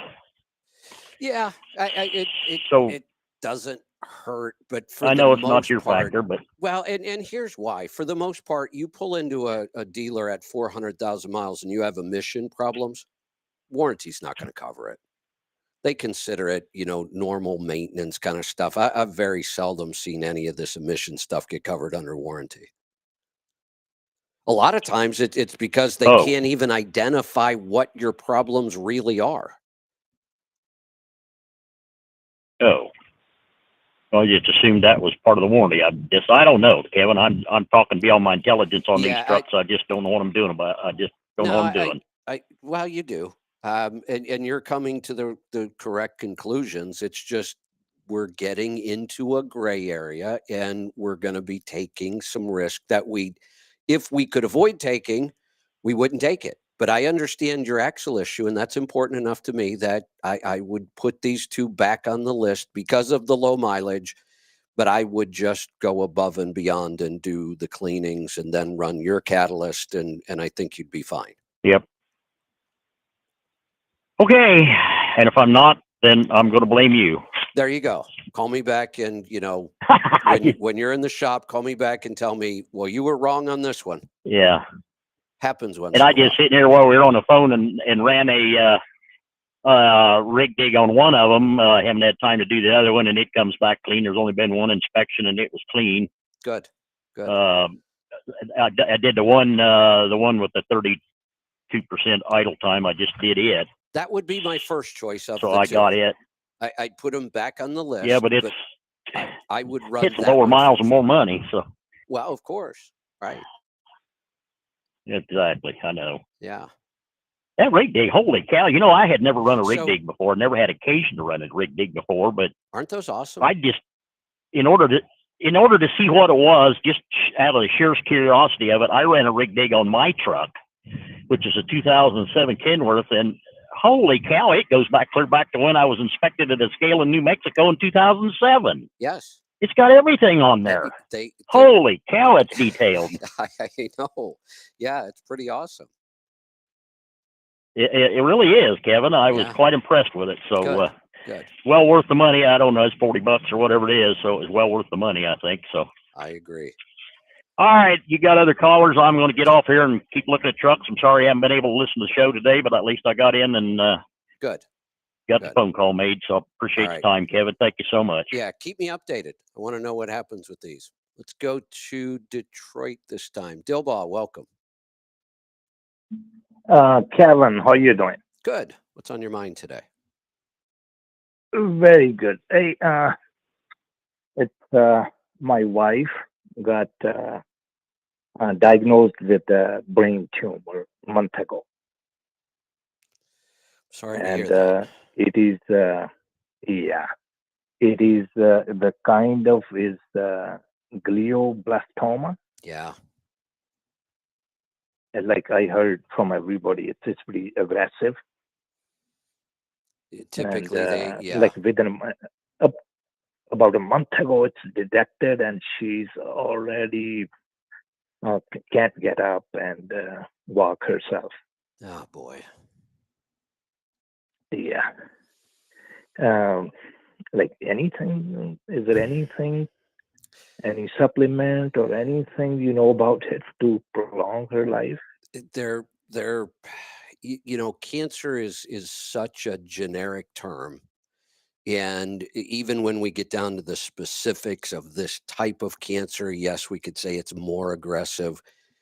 The real challenge we have is the only research you're ever going to find on any of this stuff is on all the traditional models of, chemotherapy and radiation and really powerful toxic drugs. And all that ever happens in most of those cases is they might add days to their life. Maybe weeks is sometimes the best you find in these reports. And most of the time, it's not quality time. They're so, the drugs are so toxic. They feel so horrible. I am not much of a believer in our traditional cancer treatment at all. Now, what I will say, and I don't have all the details right in front of me, and I'm not just trying to sell you something, but if you were just in the coaching program for a month, I could go put this together for you. There has been some pretty amazing things going on. Bruce has mentioned it a couple times on the air, the fenbendazole. There's another drug that sounds just like that. It ends in the same menbendazole. The first one was what? Fenbendazole. And again, I'll get you more Okay. details on this if I have more Okay. time off the air to Okay. do that. And I think the other one might be menbendazole, something along those Okay. lines. These drugs are and here's a drug you've heard of, ivermectin. All of these drugs Okay. are actually like antiviral, and for some reason they seem to. There's some pretty incredible stories out there of people who have been through all the toxic treatments, and the cancer just continues to progress. And then with these like antivirals, they're curing this stuff. I haven't read real deep into them because I haven't had time or the need. That's why if I have somebody in the coaching program, I'll go do the research. I'll make time. Okay. So that's pretty encouraging. I will always say, and at some point you get past where this is even practical, but I will always say dietary matters all the time. Now, I'm not claiming that if she ate a really clean whole food diet, it's going to fix this. But I can claim that if she eats a really clean whole food diet, the outcomes will be better. Does that make sense? I'm not saying, look, all she has to do is eat all this really clean food that I tell you, and she's going to be cured. The odds of that happening are pretty slim. Right. But the outcomes will be better. Like, okay. I am. Maybe you know my name. I'm your customer. Right. I'm listening you from 2008. Right. And since we find out that we put her on a keto, straight keto, like excellent, good, quite a strict. Yeah, excellent. And that will help all of her outcomes. She's going to feel better. She's going to have more energy. She won't suffer as bad with some of the side effects of whatever toxic drugs they're probably going to give her. So it will. No, that we decided. That we decided already. We're not getting any treatment, any medical treatment. Then. And so my daughter is also a doctor. Okay. And they put, like, she has some swelling in the brain. For the swelling, we are giving her some man, out of my mind. That helps her a little bit. It's not coming to me. Is it a drug or a supplement? I can be on. What's that? Is it a drug or a supplement? No, it's not a supplement. It's a drug. Okay. Hold on. Let me ask sure. my son. He knows. Yeah. So when we give her twice a day, it helps. Okay. What is we are giving her for the swelling? No, I mean it's a dexamethasone. Okay. Steroid. It is a steroid. Got it. Is a steroid. Okay. And those are effective. So that helps. Yeah, those are effective. So like I said, I can go do more research on the idea. Can I let you, sure, Kevin? Can I let you talk to my son-in-law? He's also a doctor, sure. And he can understand better. Absolutely. Yeah, his name is Avi. Okay. Here he is. Hello? Yes. Hello? Yep. Hi, Kevin. Hi there. Hi, how are you doing? Good. So I'm sure Dilbo has probably explained to you that I'm not a doctor. I have no medical background. I have a nutritional background and work with a lot of people and get them healthier through food and some supplementation, but mostly food. In this case, have you seen any of what's been going on lately with the drug fenbendazole? Fenbendazole. Fenbendazole. What class is fenbendazole? What class of medication is that? I believe it's an antiviral. It's used a lot for parasitic infections. Okay. Yeah, it's an azole, so yeah. Okay. Yeah, and then I believe, I'm not sure if I have this one right, or there might be a menbendazole too, or something really similar to that, but it does end in the azole, so it's in the same class of drugs. And I've also seen some work with ivermectin. Yeah. So, basically, from just pathology and all this, right?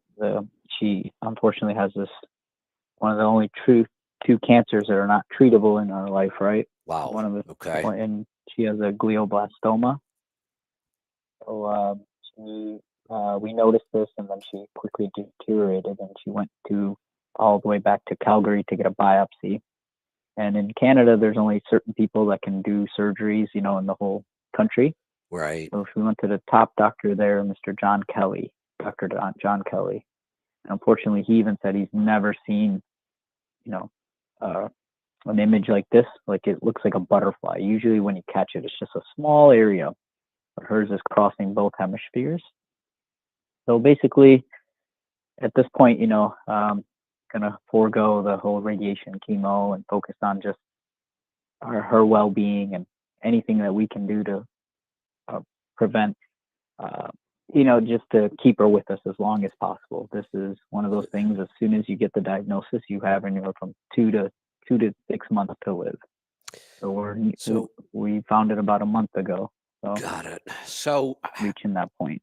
I just went back through some of the research I've been setting aside on this, and I haven't had time to read a lot of it. But I do have one here from John Hopkins, and the title is "Surprise Finding Yields a Possible Tumor Fighting Drug," and this is specifically on glioblastomas. And they're doing a phase 1 clinical trial of menbendazole. Right now, they've got 24 patients. So there does seem to be some evidence out there that this is actually even working on a glioblastoma. Okay, yeah, we'll try it. I read something about, you just need drugs to cross the blood-brain barrier, right? Right. So some of the things they're using is this one, and I've seen some anti-depression meds that are working. So some things that we're gonna try, and I believe my father-in-law listened to you, so he called in today to get some advice, and I think this is a really good option for us just to try, as long as it doesn't harm someone, and you can only go from there, right? And I'm sure you're very familiar with this class of drugs. It's one of the drugs without a ton of side effects. I mean, these are pretty safe drugs that have been used a long time with no major issues. I think the only thing that we might have to check is like liver enzymes, but we're not going to give a high. Do you know the dosage that is in that study that they used? Like I said, I haven't been through these. I've read some of the conclusions and some other things, but I'm not familiar with what doses there. They don't talk about, I don't see anything about high dose or any. Oh, wait a minute. Hold on. I just did a quick search for that. In this John Hopkins test, it does specifically say we are using the highest dose allowed by the review board of John Hopkins and the FDA. And it does say, though, patients are tolerating it well. Okay, the mebendazole, right? Yeah, right. This is the menbendazole, I believe, is that what this one was on this particular test. Yeah, mebendazole, right? Okay. Yep. Yeah, I'll look it up and try to prescribe it. And then the other thing I always recommend, we just talked about, I just believe when you go back to a really traditional whole food diet, the way food exists in nature and nothing processed, and that always leads to better outcomes. It's not going to cure this, but I just feel like the patient is stronger, they tolerate any of the medications or the side effects better, and you just get better outcomes. Yeah, absolutely. That's what we've been focusing on, and making all the foods at home and getting all the groceries. So good. Yeah. And then she's been fasting and doing all this. So excellent. And I think that the keto has been shown in many cases. It seems really good for brain health overall. I mean, they used it, for epilepsy in the early 1900s successfully. It's been shown to really, the brain seems to thrive on ketones. Yeah, absolutely. Yeah, that's what we've been focusing on. For it's been a little adjustment when you go, just full keto, but she's been doing very well on it. Good.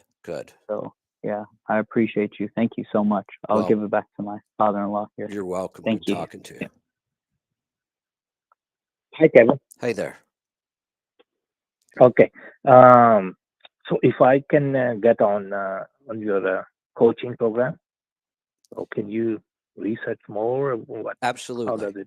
Yeah, like I have probably, not exaggerating, but I have 30 research papers that I've bookmarked and set aside from their headlines, and I scrolled some of the conclusions and thought I need to read more.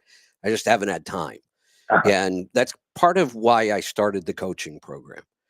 If somebody really wants to know as much as I can know about this, I'll go do the research once I have somebody that I'm doing it for. So it's all set aside. I just got to read through it. But what I've been seeing has been pretty darn encouraging. Okay. Yeah. Good. Yeah, we take that route. Good. Okay. And so I can talk to somebody that can put me on. How does that work? Like how many times a week or what? Yeah, so it's you can sign up for a month at a time. You're not committed to anything more than a month. And during that month, you're going to get, I know. Yeah. During that month, you're going to get 4 calls. So every Thursday. Okay. And the interesting thing about this program, and I've said this before, we have a lot of people in the program. But I'm usually only working intensively with maybe 2 or 3 people at a time. I was thinking, everybody in there is going to want all this time, and how am I going to manage all this? About 90% of the people in the program say they're in the program just because they like being on the calls and they learn and it's interesting. And so I've had a lot of time for the people that I am working with intensively. I've been able to give them a lot of time when they're in the program. Okay. Yeah, I can get on the program. Okay. If you want, I put you in the queue right now, and Angie can give you the other details. Sure. All right. That's what I'll do. I'll put you back in the queue. Angie, if you could help him out with that, that would be awesome. And Dilbal, we will keep you in our prayers as well. Let's go to Louisiana. James, welcome. Good morning, Kevin. How are you? Good. What can I help you with today? Well, I can certainly feel for your previous caller. My first wife passed away from lung cancer that spread all over her body, and I watched her dwindle away with all the freaking medications that they gave her. That happened to my mom and when I was 20. I commend them for I commend them for their family and their prayers. Man, it's a terrible thing. It is. But it is. I watched watched my mom die from cancer when I was 20. Yeah, that's hard. Yeah. And I had 2 daughters, a freshman in high school and a freshman in college. Ooh. And then some old truck driver had to get them going, but they made it, and they're both nurses now, so they got it going on. Good. But anyway, I called. I got COVID for the second time in 3 months. Okay. And I don't know if you remember me. I've been in the coaching from at the beginning, and I'm eating keto, all this, and I had a sore throat. I sneezed 3 times in a row the other day, which I never do, and then I started getting a sore throat. I thought, man, maybe it's ragweed, whatever, and no. I kept getting worse and worse, and all the snot got green. So I said, well, I'll go to the doctor. And they tested me for COVID flu, and I came back positive. Okay. And they gave me it starts with the M, the new thing they give when you test positive for COVID. Madev, I don't know. I should have brought it with me. I don't have the name. I didn't ever take it. I never took any. Good. Only thing I've taken is Mucinex. Okay. Is all I have taken to try to get expectorant to get this stuff out of my throat. Okay. And I don't feel bad. Hell, I've worked. I work. Only thing I say I don't feel bad. I run out of energy quicker than I usually do. Instead of working all day, I have to stop at 6 hours maybe, or slow down anyway. It hits me. So another question too was, oh heck, what was the name of that root? Melon root. My daughter told me about melon root for helping clear out your lungs. Is that any? You think that's worth taking? You mean mullein root? Mullein. Okay, that's however you pronounce it. Yes, sir. Yeah, mullein root. Yeah, it actually does. It's funny where my property is now. I have that stuff's like a weed. I have to get rid of. I've got mullein plant all over the place, and I was just clearing a bunch of land, and there was a ton of it in there. Yeah, that actually works. It's really good for your lungs, and since COVID is a lung infection, I would recommend that. Couple other things I would recommend. Are you supplementing vitamin D?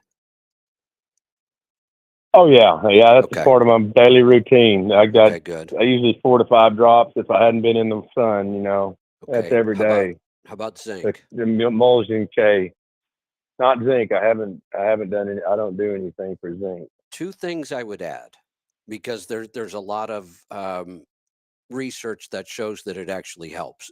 Zinc, and what I would do is take the zinc with copper. I believe we have it in our store from Bulletproof. Zinc should be balanced with copper. I really like that product that Bulletproof has, because it's a really nice balance. I would add that right now. And then this one is kind of surprising, but the more I read about this, I don't really understand why it's working. They claim that this helps kind of tamp down that cytokine storm when your body's trying to respond to COVID. Most of our symptoms are caused by our own immune system fighting back against COVID, and that's why we're miserable. For some reason, melatonin seems to really kind of tamp down that cytokine storm. So I would add some melatonin for a while, and if you take it, later in the evening, it may help you sleep better too.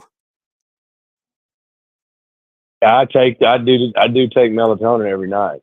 Okay. Before I go to sleep. Okay. Already. Yeah, so I've already keep doing that. Then there seems to be some research that helps with some of the symptoms because of the cytokine storm. Now, I'm a pretty big believer in ivermectin for COVID.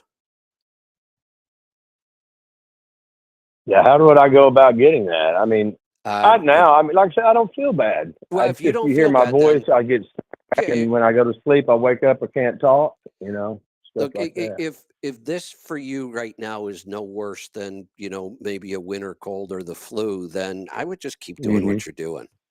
If you feel like it's getting worse, then reach out to us. I can't say a lot over the air, but I can. Yeah, I understand. I can get you both ivermectin and hydroxychloroquine, which both work, and I can have them. I can have them shipped to you. You don't even, you don't have to go in person to see a doctor. We can do a Zoom call with the doctor, and it's completely legal, but I hesitate to say it on the air because of the way things have gone with stuff like this. Sure.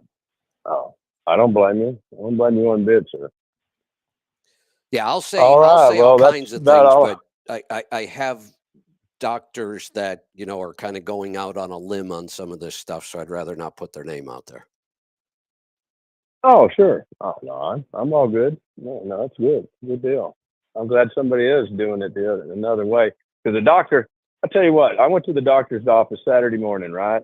And I got there, and it was, they asked me to put a mask on. Right. I was talking on the phone 5 minutes before I went in there. I put that mask on. Somebody called me while I'm sitting in the office. I took the mask off. I couldn't talk because I was sucking in all this, It's awful. I didn't know I had COVID, but I couldn't talk. Right. I was like, that tells me right there, the mask ain't worth it. It's a horrible idea to put on a mask. It just is. Yeah. And I don't know, and the doctor, she didn't want to listen to a word I said. I was like, whatever, lady. Yeah, no, that's the routine. They don't have one. I'll blame it somewhat on the system, but at some point the doctors have to take responsibility for this. But the system doesn't even allow them much time to listen to anybody anymore. here are your symptoms. Here's the test. Here's our drugs. Get out of here because I got to get on to my next patient. Exactly. She was working extra on a after-hours clinic on Saturday morning. You know, that's what it was. I was like, man, I hope I don't come in here with something really wrong with me, and you don't feel like being here and doing your damn job. My goodness. But anyway. My guess is. All right, Kevin, y'all have a good day. Yeah, my guess is with the vitamin D, the melatonin, that's helping alleviate some of the symptoms. And if it doesn't get any worse, I would just keep doing what you're doing. Roger that. Appreciate you, man. Thanks a lot. Good talking to you. Let's go to Minnesota. Brad, welcome. Morning, Kevin. Good morning. So I understand the whole FDIS thing with what the heck you call it, the base price after the tax. FDIS taking off. Right. But what I was kind of wondering, I send you an email with a spreadsheet on it with all my miles for the year and all my fuel. And right now, some of the fuel is cheaper in Minnesota versus Wisconsin, except for the fact that I run considerably more miles in Wisconsin, and that doesn't matter. About all I do is run back and forth. Doesn't matter.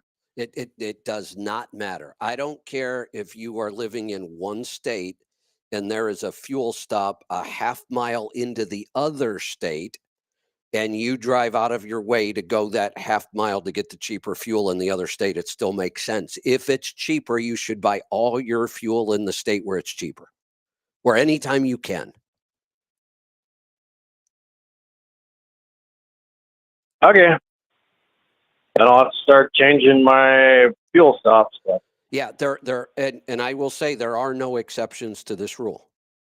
If you can get to a fuel stop even in another state, if it's not way out of your way, we're not going to drive way out of our way for this. But it doesn't matter to me if you run almost no miles in that other state. It has no bearing on this at all. Okay. Here's what's going to happen. Let's say that you said the fuel is cheaper in Minnesota. Was that right? But you run most of your miles in Wisconsin. Is that correct?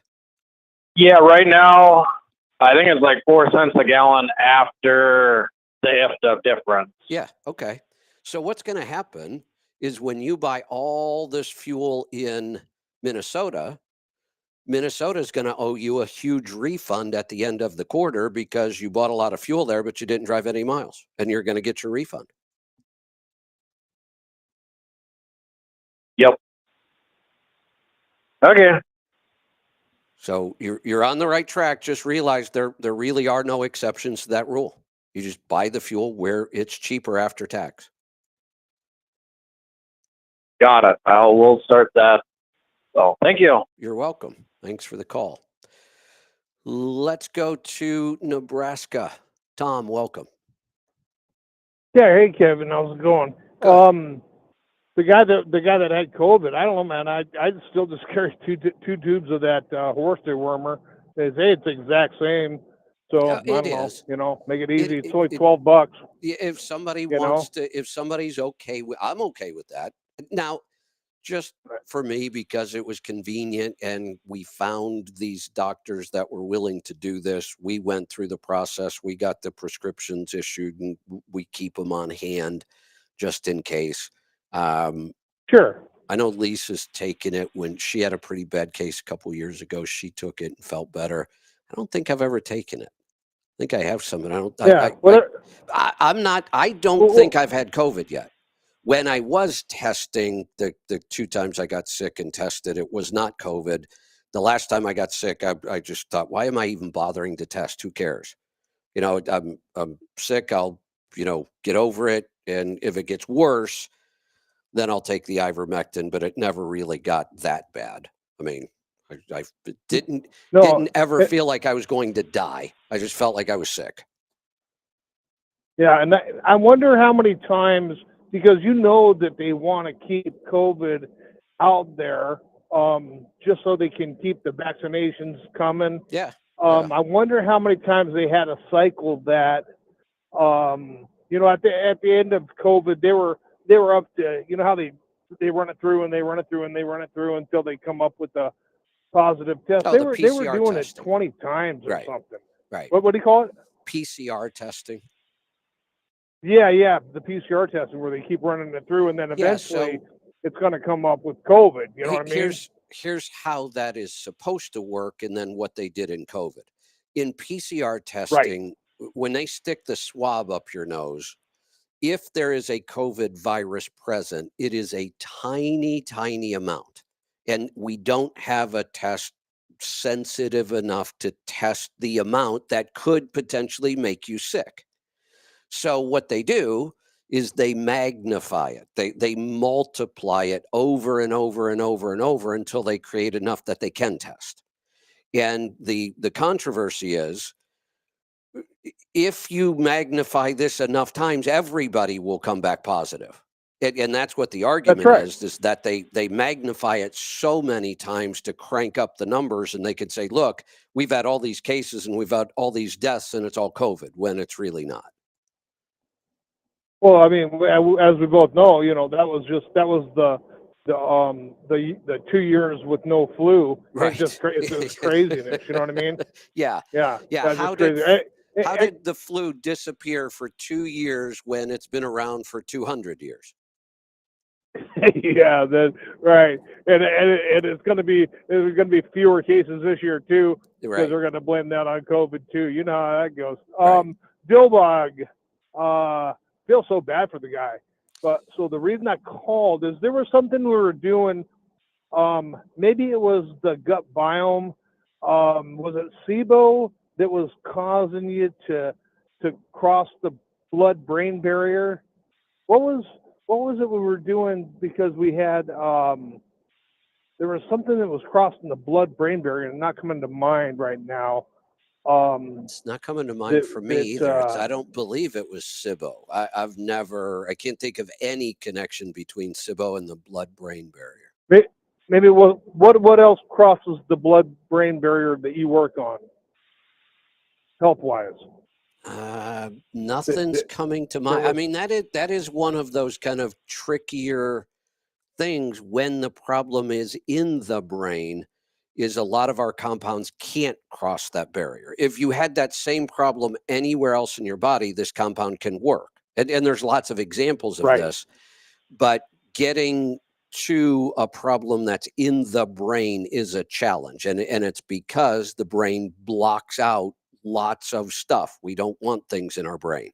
So we have this barrier there that is kind of hard to get things across, but I don't know what you're referring to.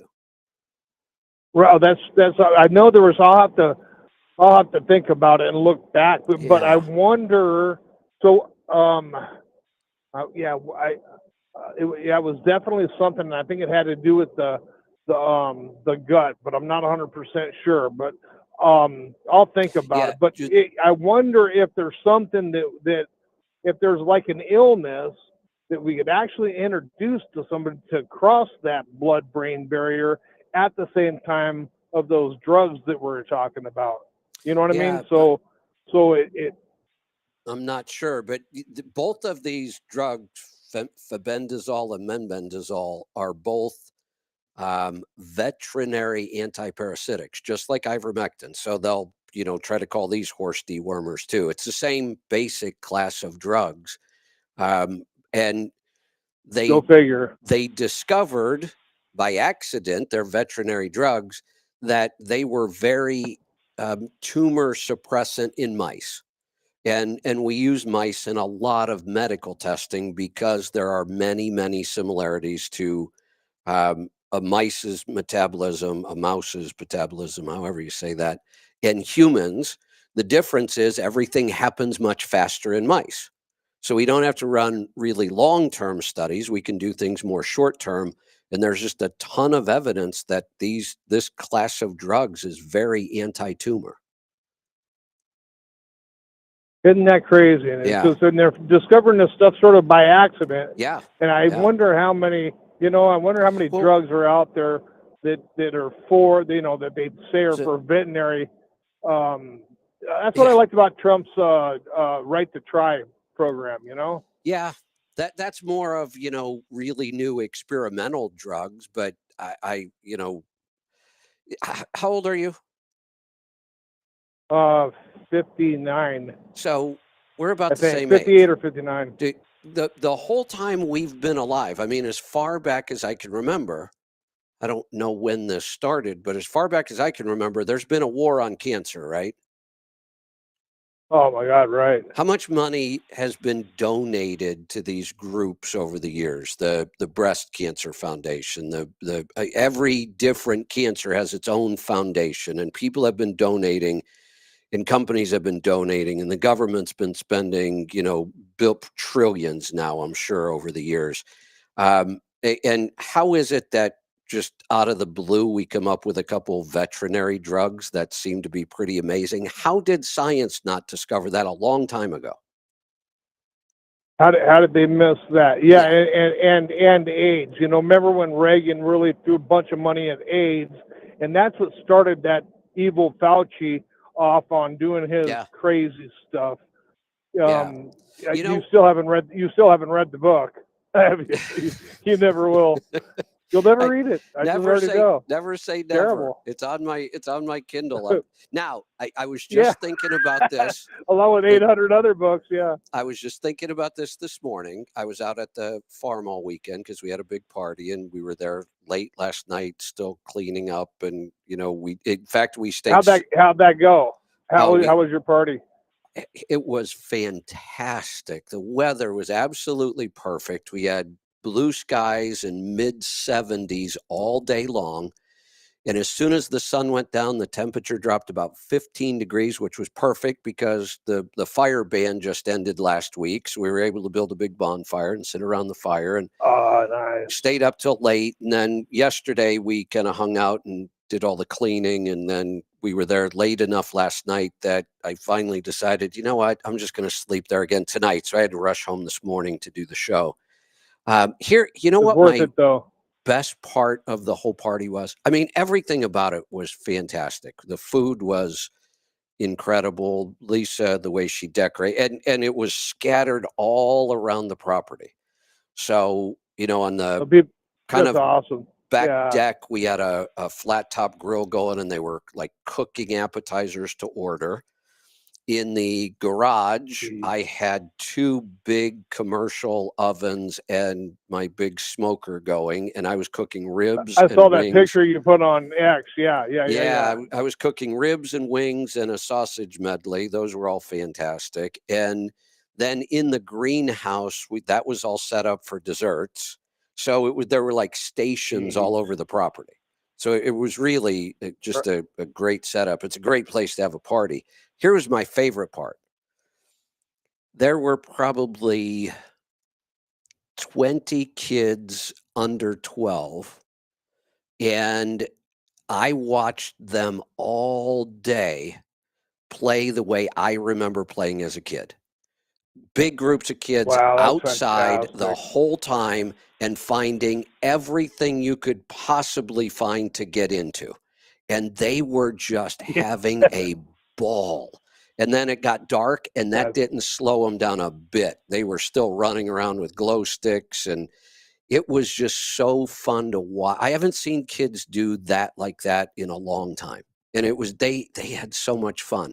They actually found a pond that's not on our property. It's on my neighbor's property, but it adjoins ours. And when my creek starts to dry up in the summertime and you end up with little pools here and there, we go around because you'll find baby steelhead in those pools. And we take the baby steelhead out and we go put them in the neighbor's pond to stock the pond. Sure.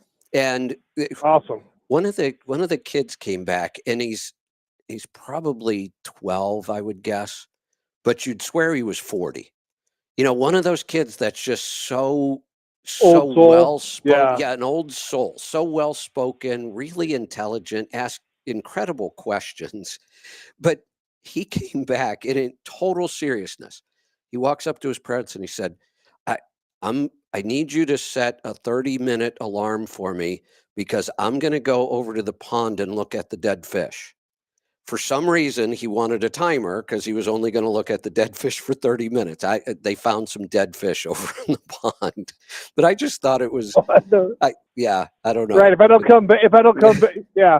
If I don't come back, come looking for me. Looking for me. You know?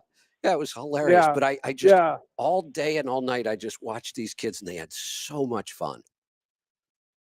That's fantastic. So we can have faith in the next generation, hopefully. I hope so. Because I'm losing faith quickly. Did you figure out when you might have did you say you might set an hour or two or a show or something aside for your political show? I'm working on it. I'm trying to figure out how to fit stuff into my schedule. Here's the problem, though.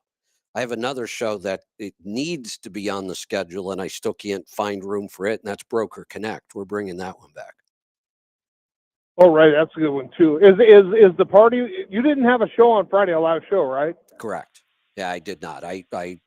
We kind of called that on Thursday. I was going to have a show if I could, but we were so behind on getting ready that I just decided to take Friday off. So I worked all day Friday. Oh, right. Yeah.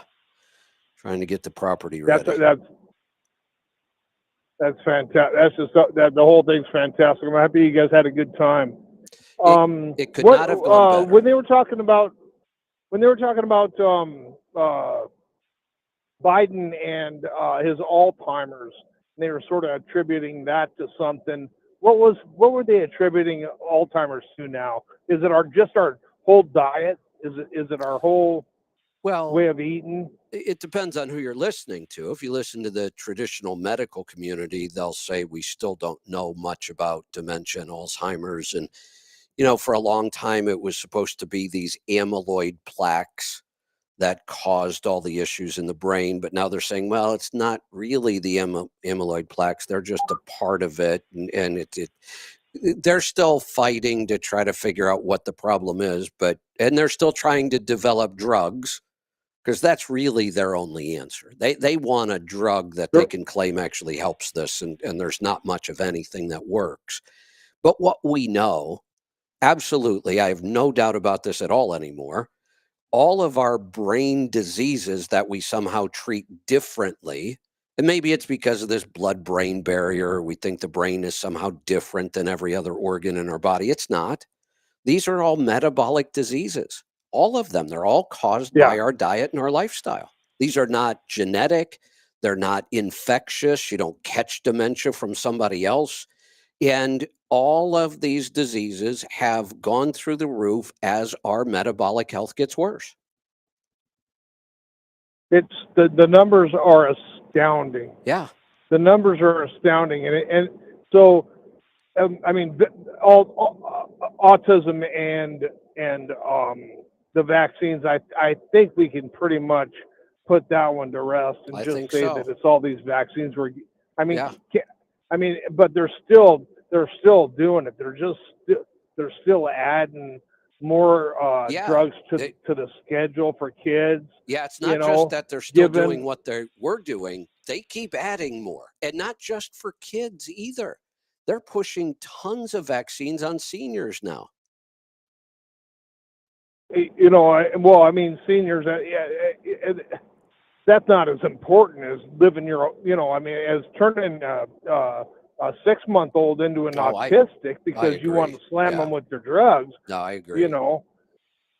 This is it's just this is our last chance. Like as I always say, everybody get out there and vote. But this is really astounding that these people don't have any remorse or it's like they live in a different world where it's like, I don't see it. It's not. I just want to cash my check, and I don't understand how somebody can do that. I'm going to put something else on my list that I've been thinking about. I'm just going to have to get to it and just go do it. Every time I see this statistic, and I've seen a couple variations of it, I am still skeptical that this is true. I don't know why I'm still skeptical. I guess because I can't imagine how it got this bad. But this idea that when you and I were kids, we got 3 vaccines. That was it. That was all that was on the schedule in the 60s. There were 3 vaccinations to go to school recommended by the CDC. I've seen 2 different sets of numbers now. One said the list now for childhood vaccines, like up till age 18, if you took every recommended vaccine on that list, I've seen one report that says 57 different vaccines, which is almost impossible for me to believe. But then I've also seen another report that actually said 70. And if you take all the recommended doses, it's over 90 total doses of vaccine. 92, yeah. Well, I saw the 56, and then with the recommended doses and the boosters, the 92 number is sticking in my head. How is that possible? Come on. Is it just unconscionable? It's like I don't want to believe it, so I haven't gone to verify it yet, but I've seen it so many times that if it wasn't true, somebody would be debunking it all over the place. So I have to believe it probably is true. I just haven't read it, from the CDC myself, but maybe I should go look for it. If that is the case, how in the hell did anybody ever allow this? That's what I'm saying. It was Fauci and his cabal, because when they let him patent a drug, the CDC, and then the physician gets kickbacks from the drug companies and all that, it's just an incentive, and it just got out of hand, completely out of hand, and everybody's sort of just dismissing it like, oh, it's okay, but they're not looking at the data for what they said in 45, at this rate of autism, 1 out of every 2 kids is going to be autistic. They're slamming those kids before they leave the hospital with vaccinations, and I'm sure the parents don't know about it. Well, sure the parents don't know about it. There's another number I read, and again, I haven't had time to go back and verify the math, and it was just math. Somebody went back historically and said, okay, if you go back to this date, autism rates were 1 in 10,000. That was during our lifetime. I don't remember the exact year, but it was during our lifetime that the rate of autism was 1 in 10,000. We are now at like 1 in 30 something. Yeah, in like 1972, I want to say rings a bell, because I heard that number. Good luck finding that number through the CDC of 92 with the boosters, but I heard that on the Brett Weinstein podcast when he had a doctor on there. And then you look at the rate of autism with the Amish and whatnot. So, it's just not there. Or the French. That was another good group that had very, very low rates of autism, and they tend to eat a much more whole food diet, high in fat. They don't have the same kind of stupid vaccine schedule. But somebody in an article I just read recently did the math, and this is where I haven't gone to verify this, but they said if you just take the historical rate of increase of autism and you just keep projecting it, if nothing changes, they actually claimed that by 2030, we're talking 5 years from now, that 1 in 2 male babies will have autism. 1 in 2 by 2030. 2030. I thought it was 2040. Yeah, so I said 2045. I read extrapolate that out. 30, you know what I mean? For males specifically, because males get this at a much higher rate than females. So maybe that might be the difference. But if that's the case, why is this not the single biggest topic we are talking about in the entire country right now? What is going to happen when we're to the point where 1 in 2 males is autistic? It's unsustainable as it is now. If 1 out of 33 is on the spectrum, which I imagine some of them aren't too awful bad, but how many of them are wearing helmets and not able to work? It's not just our health system. It's not to pay for those kids it's just not sustainable at all. Yeah, if I'm really worried about this country. If I had kids today, two things would happen no matter what it took to make them happen. One, they would not get a single vaccine. None. Zero. Right. And None. two, they'd be homeschooled. No matter what I had to do, no matter what I had to give up, no matter what I had to sacrifice, those two things would happen if I were going to have kids today. No, absolutely. I mean, and I'm really, really worried. You know, I'm trying to live as long as I can just because I want to see how this plays out, because there's just no, you know what I mean? Yeah, me too. There's just, this would be like, dying at the end of a movie. Jesus, Yeah. I don't think I'm going to have to live that much longer to see how it plays out. You know what I mean? I just can't see this going more than another 15 years at this at what we're doing here. Right. My goal has been to make it to 100.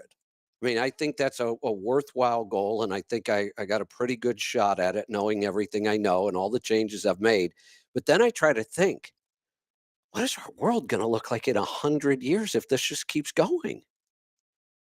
Yeah, no, I know, right? And that's hence the not 100 years, but I mean, so if Kamala gets in there, yeah. I put on X. I go, how did she go from a 35 approval rating to approval rating that's better than puppies? People that like puppies. It's like somehow she passed that bar. Well, I'll tell you how. When the entire media is on your side, that's how. Yeah, but people still have to hear, oh, I can't wait for the debate tomorrow night. How about yourself? One of the things I heard the other day from somebody I used to respect tremendously, and he's either being blackmailed or he lost his mind. It's Mark Cuban. I don't know what happened to that guy. He's a crazy man. Well, he isn't. He's a total idiot anymore. Like, what the hell happened? He actually seriously made the statement last week that the entire media leans right wing. Do you know those P. Diddy tapes of his little parties there? You know what I mean? Yeah. If I would wager that Cuban might have gone to a party or two of those. I'm wondering. And you ever listen to that Cat Williams guy? No. You know who he is? Katt. He's a comedian, real funny character, and he's not really he's not into all this Hollywood BS. Yeah. And he says, and he was telling us about the Diddy parties, 10 years ago. And he said, you wait, they're going to come out and they're going to, that's why all these, he claims that's even Oprah, he claims that's why she's on the, had the little Kamala interview and stuff. He's all, they got the dirt on all these people, all these people. So God only knows what the truth is, but there's nobody, Cuban's a smart guy. There's no way that he believes what he's saying. It's just, I really think they probably have blackmail on him. Something weird is going on. I did not think he was that whacked out at all. I've never thought that. I really used to like him a lot on Shark Tank. And I had too. Now I think, what did he get, some kind of goofy mind virus? What is going on with this guy? Some of the things he has said are just total insanity. Doesn't make any sense. No, it doesn't make totally any goes sense against at all. everything that he was saying on Shark Tank. Totally goes against everything that he's pretty much taught you in the last 10 years you've been watching him on that show. Right. And then he's going to actually say these things. Yeah, like price controls are okay, wage controls are okay. What? That goes against everything in capitalism, and you would not be a billionaire today if it wasn't for capitalism. That's right. So go figure. So yeah, I think there's, and that's what I'm saying. I want to live long enough to see when the truth comes out, because it's going to get ugly. I think so. All right, my friend. All right. I appreciate it. Yep. Good talking to you. I'm going to wrap this up for today. Great show. Thanks for all the calls. Good stuff. We will see you back here tomorrow for the Power Hour. Be safe, be profitable, be fit and healthy. Always do the hard work and master the journey.